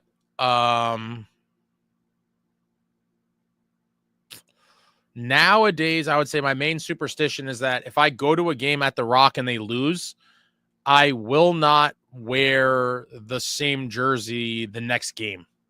So my default go-to jersey is my red Marty that's like 20 years old. I would always wear that one. Then this season we lost a couple games and I was wearing it and I was like, screw it. Let me go to my black practice jersey. I really like that one a lot. It's just simple and beautiful. I always loved it. One of my favorites, the black practice jersey. So I wore that. I think they may have won 3 games in a row when I was wearing that. So I'll continue to wear the same jersey until they lose. Now I had that black practice jersey on again because of the previous few games I went to. They had won. I wore it to the Islanders game that I did that vlog of. You could see the vlog. But then they lost. So the next game I go to, I will be wearing the Marty again because the black jersey just lost. But that's probably my only superstition now is I'll ride the jersey while it wins, but as soon as it's a loser, you got to change. Evan, hoping Habs get in over Jackets just so Canes can keep losing getting into the playoffs. David, thanks for the stream. Ace Keith needs to start McD against douche wings. Have a good night, David. Thanks for coming out. I would love to see McDermott smash some people tomorrow in the regular season finale. Jay Snow, Jersey Shore hotspots for food. There's a lot of good junk food down the shore, too. Joseph, I'd love to see an Ace NJ Italian food review. I want to know to go when I visit. Yeah, and for me, I don't want to do like stuff. You know, I love food as well, as many of you know if you've been watching any of my stuff at all. Obviously, I love food, all kinds of food, but especially Italian food and stuff like that. And I'm definitely not against doing videos and shit about that. I just find like I don't want to put random shit on the channel, if that makes sense. So I think I would try to kind of tie it back to the Devils in some way. And so I did think about like food that's a reasonable distance from the Rock, or like, you know, New Jersey food places worth checking out if you're coming to New Jersey from out of the area to go to a game at the Rock. So I think all of and yeah, I guess, you know, this summer you're going to see a lot of food content. Justin T, so much East Coast food. So much. New Jersey has amazing food of every variety. Jason said, bro, I would have said Grande all day. She looks mad weird now. I just looking at a picture of her. Yeah, I've seen a couple things of her recently. She looks very weird. I also think it was very weird that people, you know, she was dating all these high profile people and shit, and she was like talked about a lot. And to me, she always looked like a child. So I found it very freakish because even when like Pete Davidson was dating her, that was like a big news thing in the paparazzi and all the shit. And she looked like she was like 15. And I was like, it's a little weird for me. I mean, even though she was probably, I don't know, in her mid 20s, she looked very childish to me. And I'm not into that kind of thing at all. Give me some grown ass women, not a girl that looks like a kid. I mean, it's just weird. Brandon Lewis, Ace, can I ask you 2 personal questions? What do you do for a career? Is it hockey or broadcasting related? You ever think of doing a studio tour? You got some interesting Devils memorabilia. So for my career, it's mostly sales and marketing related, and it is not related to hockey or broadcasting in any way at all. So yeah, no, definitely not hockey or broadcasting. And did you ever think of doing a studio tour? You got some interesting Devils memorabilia.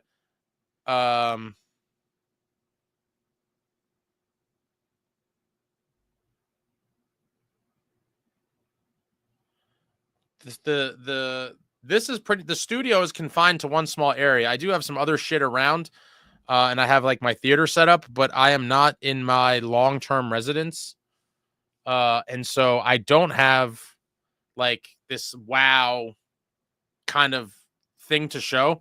I do have a ton of Devils memorabilia that I have done some videos on.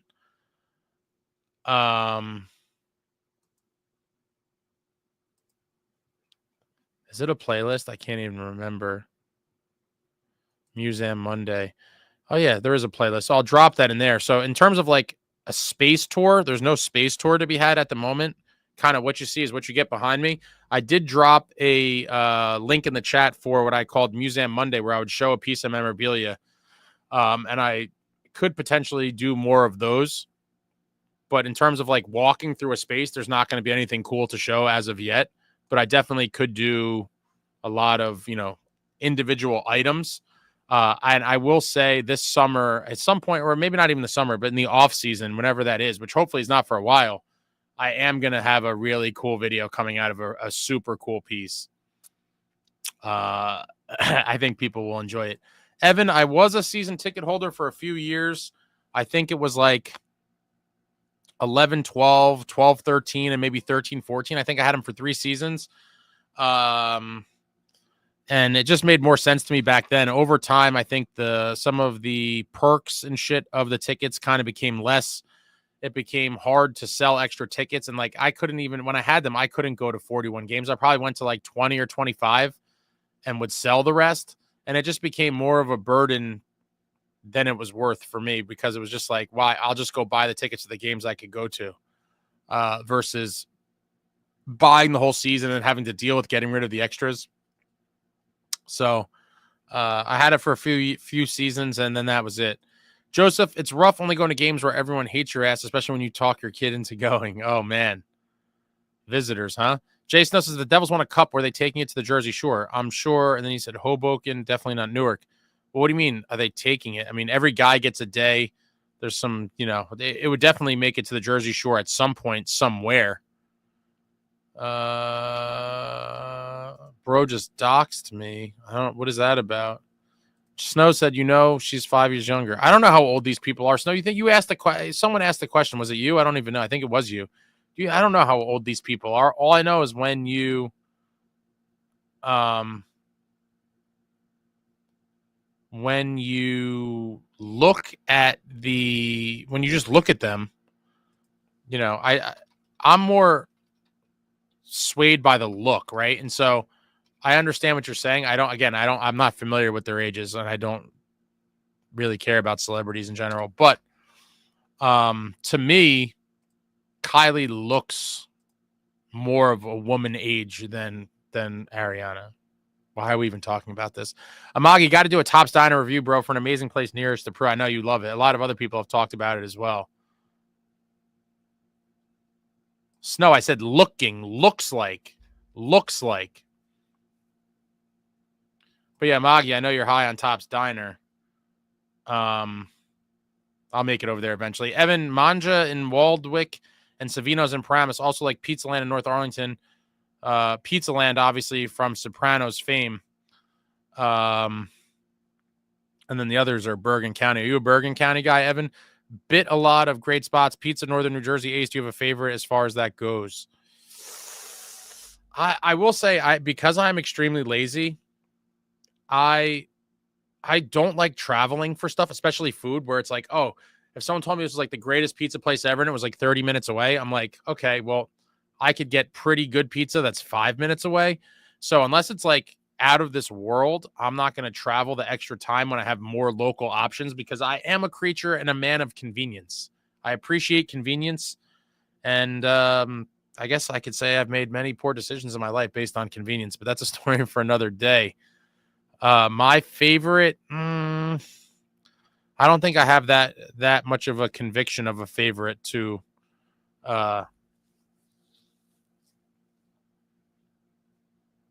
kind of talk about. But don't worry. This summer, I will be eating a lot of pizza and sharing the findings with you fine folks. Tops is a good spot. NY Pizza is way better. I don't know if I know about that. I mean, I'm pretty sure when I think it was the Times did a list of New York pizzas not that long ago. It was in the past couple of years. I believe they gave the number one spot to a place in Jersey City, which I think outraged a lot of New Yorkers. It was pretty hilarious. That place, Raza, in Jersey City, which is, apparently a super hot spot and always has a line and you can't get in. Just moves to Jersey. The pizza blows by me. Meadowlander, Ace, do you remember when the Devils organization used to publish compact discs with game calls and game music? Arlette is on them, maybe before your time. Oh, hold on. It's funny you mentioned that.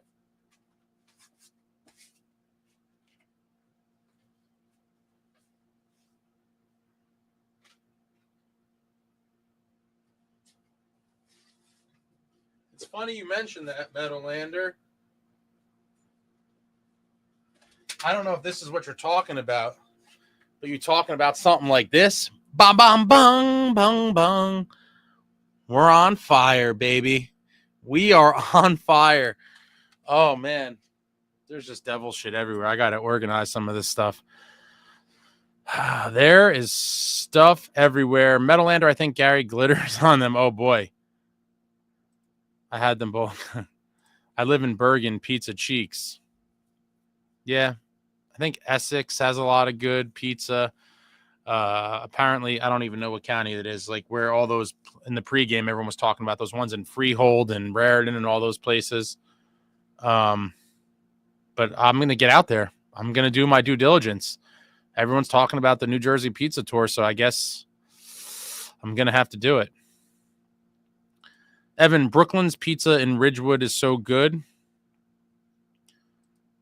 Joseph, is at-home family Italian food better than restaurant food now?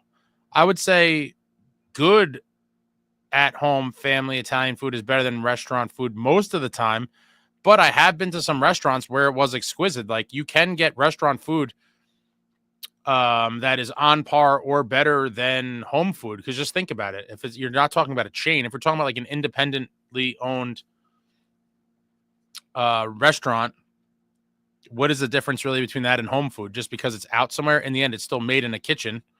And so if you have someone's Nona who's great at, cooking at the house, why wouldn't they be good cooking in a restaurant?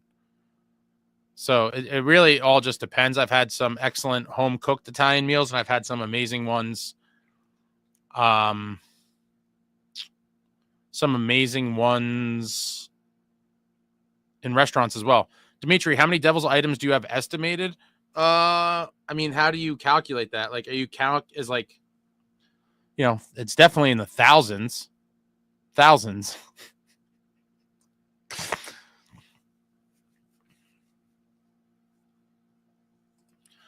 Justin says, Sussex, my stomping grounds. Oh, my God. Is there any good pizza in Sussex County? I don't go out that way too often.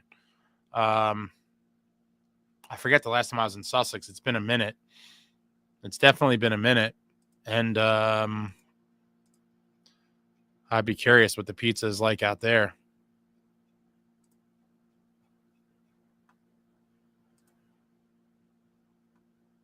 Amagi, Devils at Rangers MSG vlog next season. Make it happen. Oh, man. I would love to. I get worried that I'm going to get in an altercation and get arrested. But that could be something. Devils at Rangers MSG vlog, huh? Metalander, I have to throw in for the square pie at Mr. Bruno's in Lyndhurst. Mr. Bruno's in Lyndhurst, you say, eh?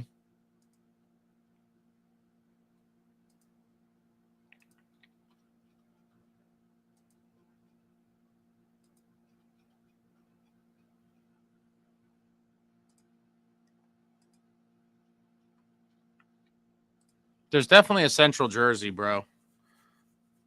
Come on. The state's too big to just have North and South. What is the cutoff? The state is mad small. It's not that small. I mean, yeah, compared to other states it is, but you're just where's the cutoff, Snow? Tell me. Where do you consider the cutoff for where is South?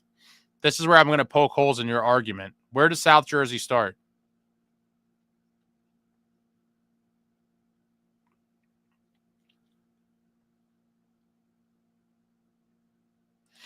Amagi, I was a troll in a Bruins jersey and only got some playful heckling at MSG. I honestly think it'll be all right unless you run into Drunkard or something. Oh, because those are so rare at the Garden.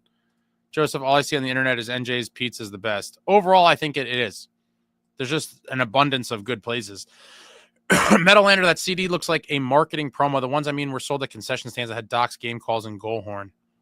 Yeah, so then maybe no. I don't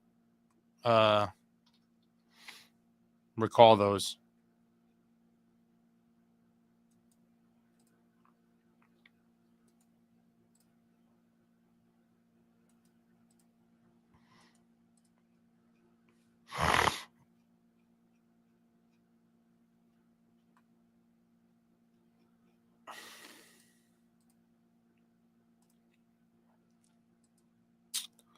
Go Boro. Wow, Ace are still going after a nap. Holy shit. Yeah, we're still here. Wow, this is another long one.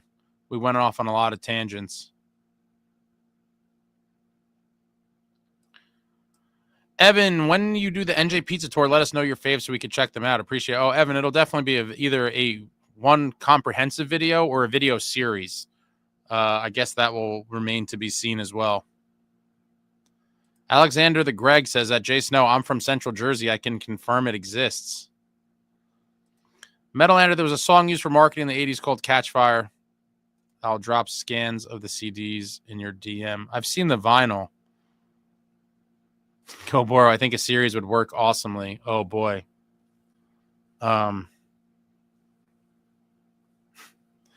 Yeah, I guess the pizza thing, you guys want the pizza situation, so who am I to deny what the people want?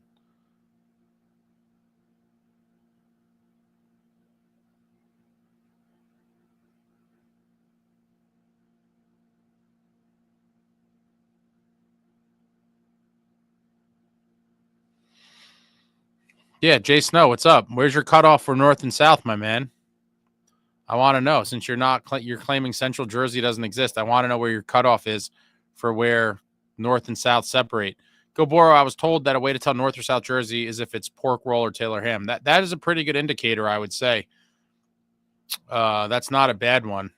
I don't know if it's foolproof, but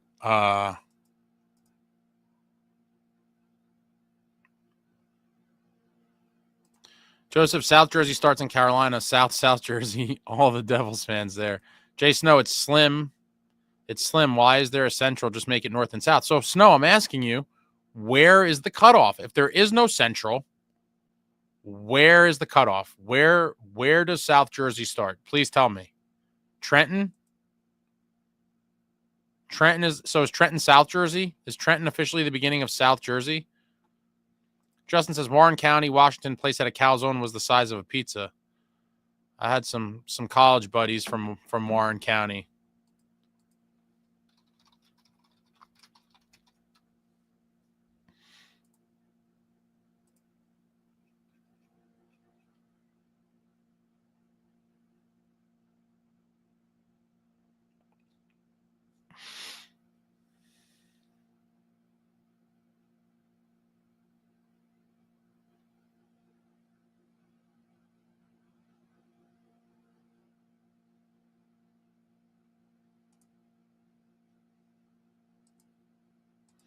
Oh my God, you're not a Jersey guy, and you're the one telling us there's no Central Jersey?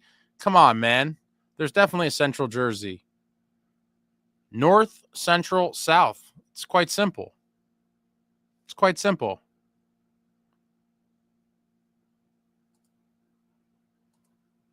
It's quite simple.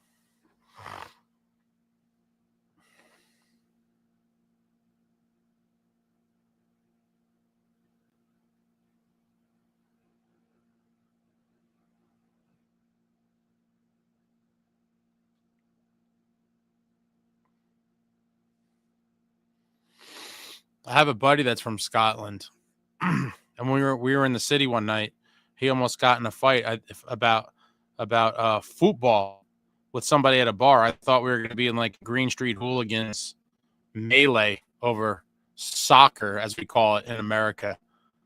He was going back and forth. He was going back and forth with some guy about their clubs.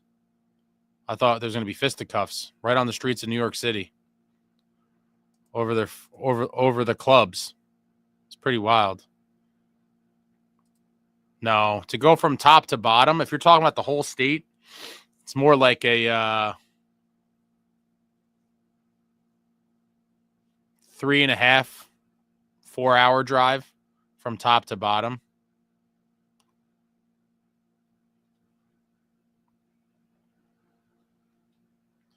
You know why Buffalo is Western New York? Why don't you tell us? Joseph, everyone hates on Bayonne where I'm from, but suck it, I don't care. Bayonne, does Bayonne have any good pizza spots? Go Boro, I prefer using soccer. It sounds more cool to say. Also, there's a huge divide in Scottish football. It's kind of actually shameful because it's intense hatred. Oh, it was intense. It happened real quick like this. The one guy said one thing, he said another, and I was like, whoa, someone gets stabbed out here over soccer? It was pretty wild. I was like, I'm in Green Street Hooligans right now, a real life version in New York City, completely unprepared for. I didn't even know that soccer games were going on. I had no idea. I believe it was after UFC one night. We were walking to a bar, and all of a sudden, real quick and in a hurry, they were going back and forth, and I was like, I don't even know who these teams are. And I might have to put my foot up someone's ass out here because my buddy from Scotland is getting into a Green Street hooligan brawl. Oh, east to west? I guess it depends at what point you do. that would be much, much faster than going north to south or south to north.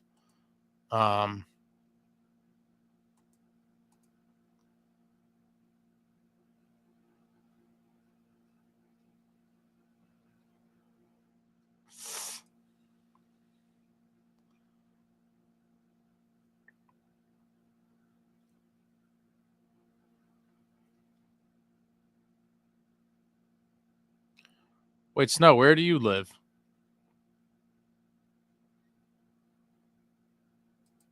Chase Noakes is an 8-hour drive going to west of New York. I'm talking about driving Jersey east to west.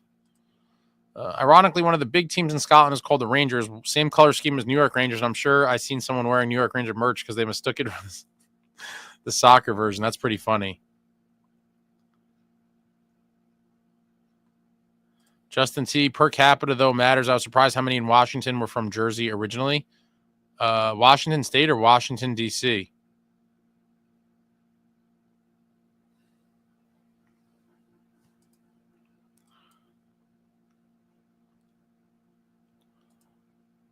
Cape May, if you're talking like the Parkway. Cape May is like exit 1.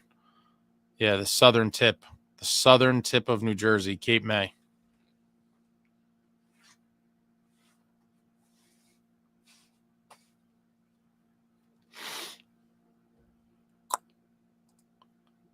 Washington State, huh? Always wanted to go to Washington State. Cape May. Lenny S. Devs taking the series, bud. I'm not mad at that. Would love to see it happen. Obviously rooting for it. It's going to take a lot to go our way, but I would love to see it, Lenny. Evan, nastiest fans in general, not just hockey. Scumadelphia, that's where most altercations occur. Unfortunately, amongst fans, when they do happen, and to be clear, doesn't represent most, but certainly a few. I mean, they snowballed Santa. They threw snowballs at Santa at an Eagles game. Tells you all you need to know.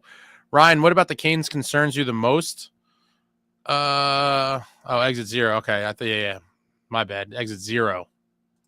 What about the Canes concerns you the most? The potential to forecheck us into oblivion and cause our defensemen to make egregious mistakes that end up in goals against. Go Boro, I have a friend who got to play the NHL game on the Titantron at the Kraken's Arena. What is the NHL game? It was wild. Jason, no, I just moved from Westchester. I moved from Westchester just outside the city to Bergen County.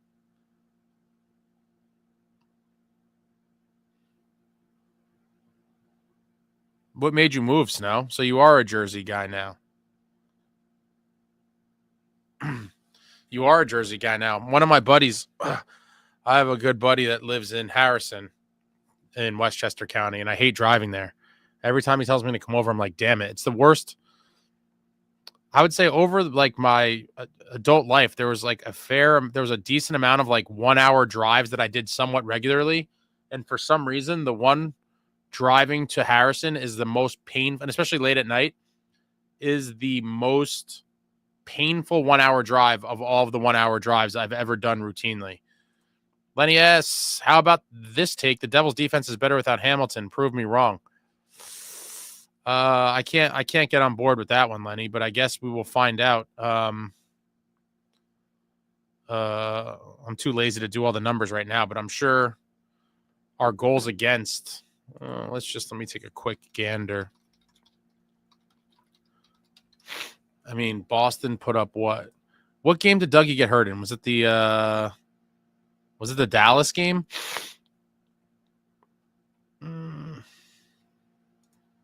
What game did Dougie get hurt in?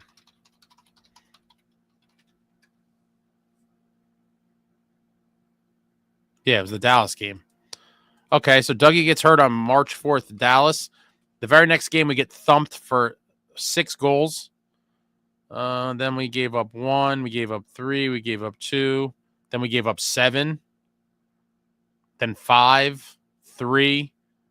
That one's only 3. That was a shootout. 4-0. Yeah, I mean, without him in the lineup, we've given up 6,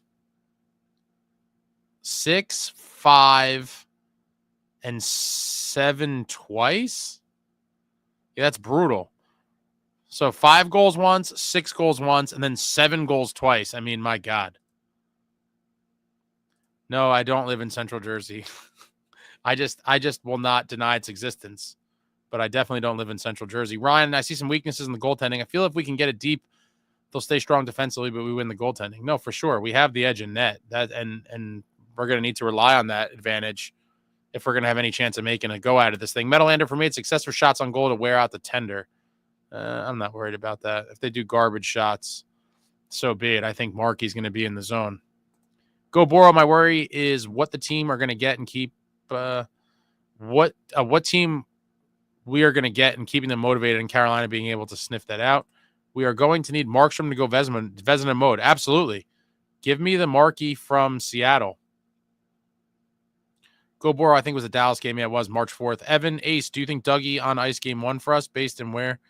Yeah, 100% he's going to be in game 1, and I'm pretty sure he might be I'm pretty sure he's going to be in the lineup tomorrow. I'm calling Dougie plays tomorrow, and he's ready for game 1. Joseph, oh my God, Ace in Texas, you might have to drive 4 hours just to visit family. That's far. That is far. I wonder if people in Texas end up investing in a prop plane. Justin T, good night. Yeah, driving 4 hours to visit family, that's once in a while not a big deal, but making a routine out of that would be all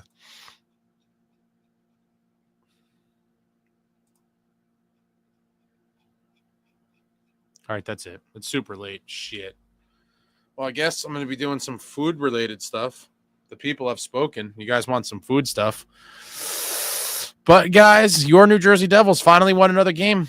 They go to Boston. They went on a Dumoulin overtime goal, beating the Bruins by a score of 5-4.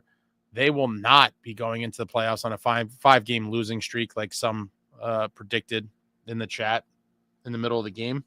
They will not. Hopefully they're going in on a 2-game winning streak, but either way, they're not going in on a 5-game slide, and for that I am happy and thankful. We're back in action tomorrow. The season finale, Fan Appreciation Day, playing the Detroit Red Wings at the Rock. Should be another interesting one. And I'm hoping we win. Would love to see us going on a 2-game winning streak. Much better than a 5-game losing streak, but it is what it is. Metalander, yeah, Mrs. Fields, I think, has lost her power. Unless they revive it. Maybe they're going to bring it back for the playoffs. I don't know. But Fields' power for the moment seems like Fields had her day in the sun. But you never know when it could come back. It could always come back in the blink of an eye. It's always one race away.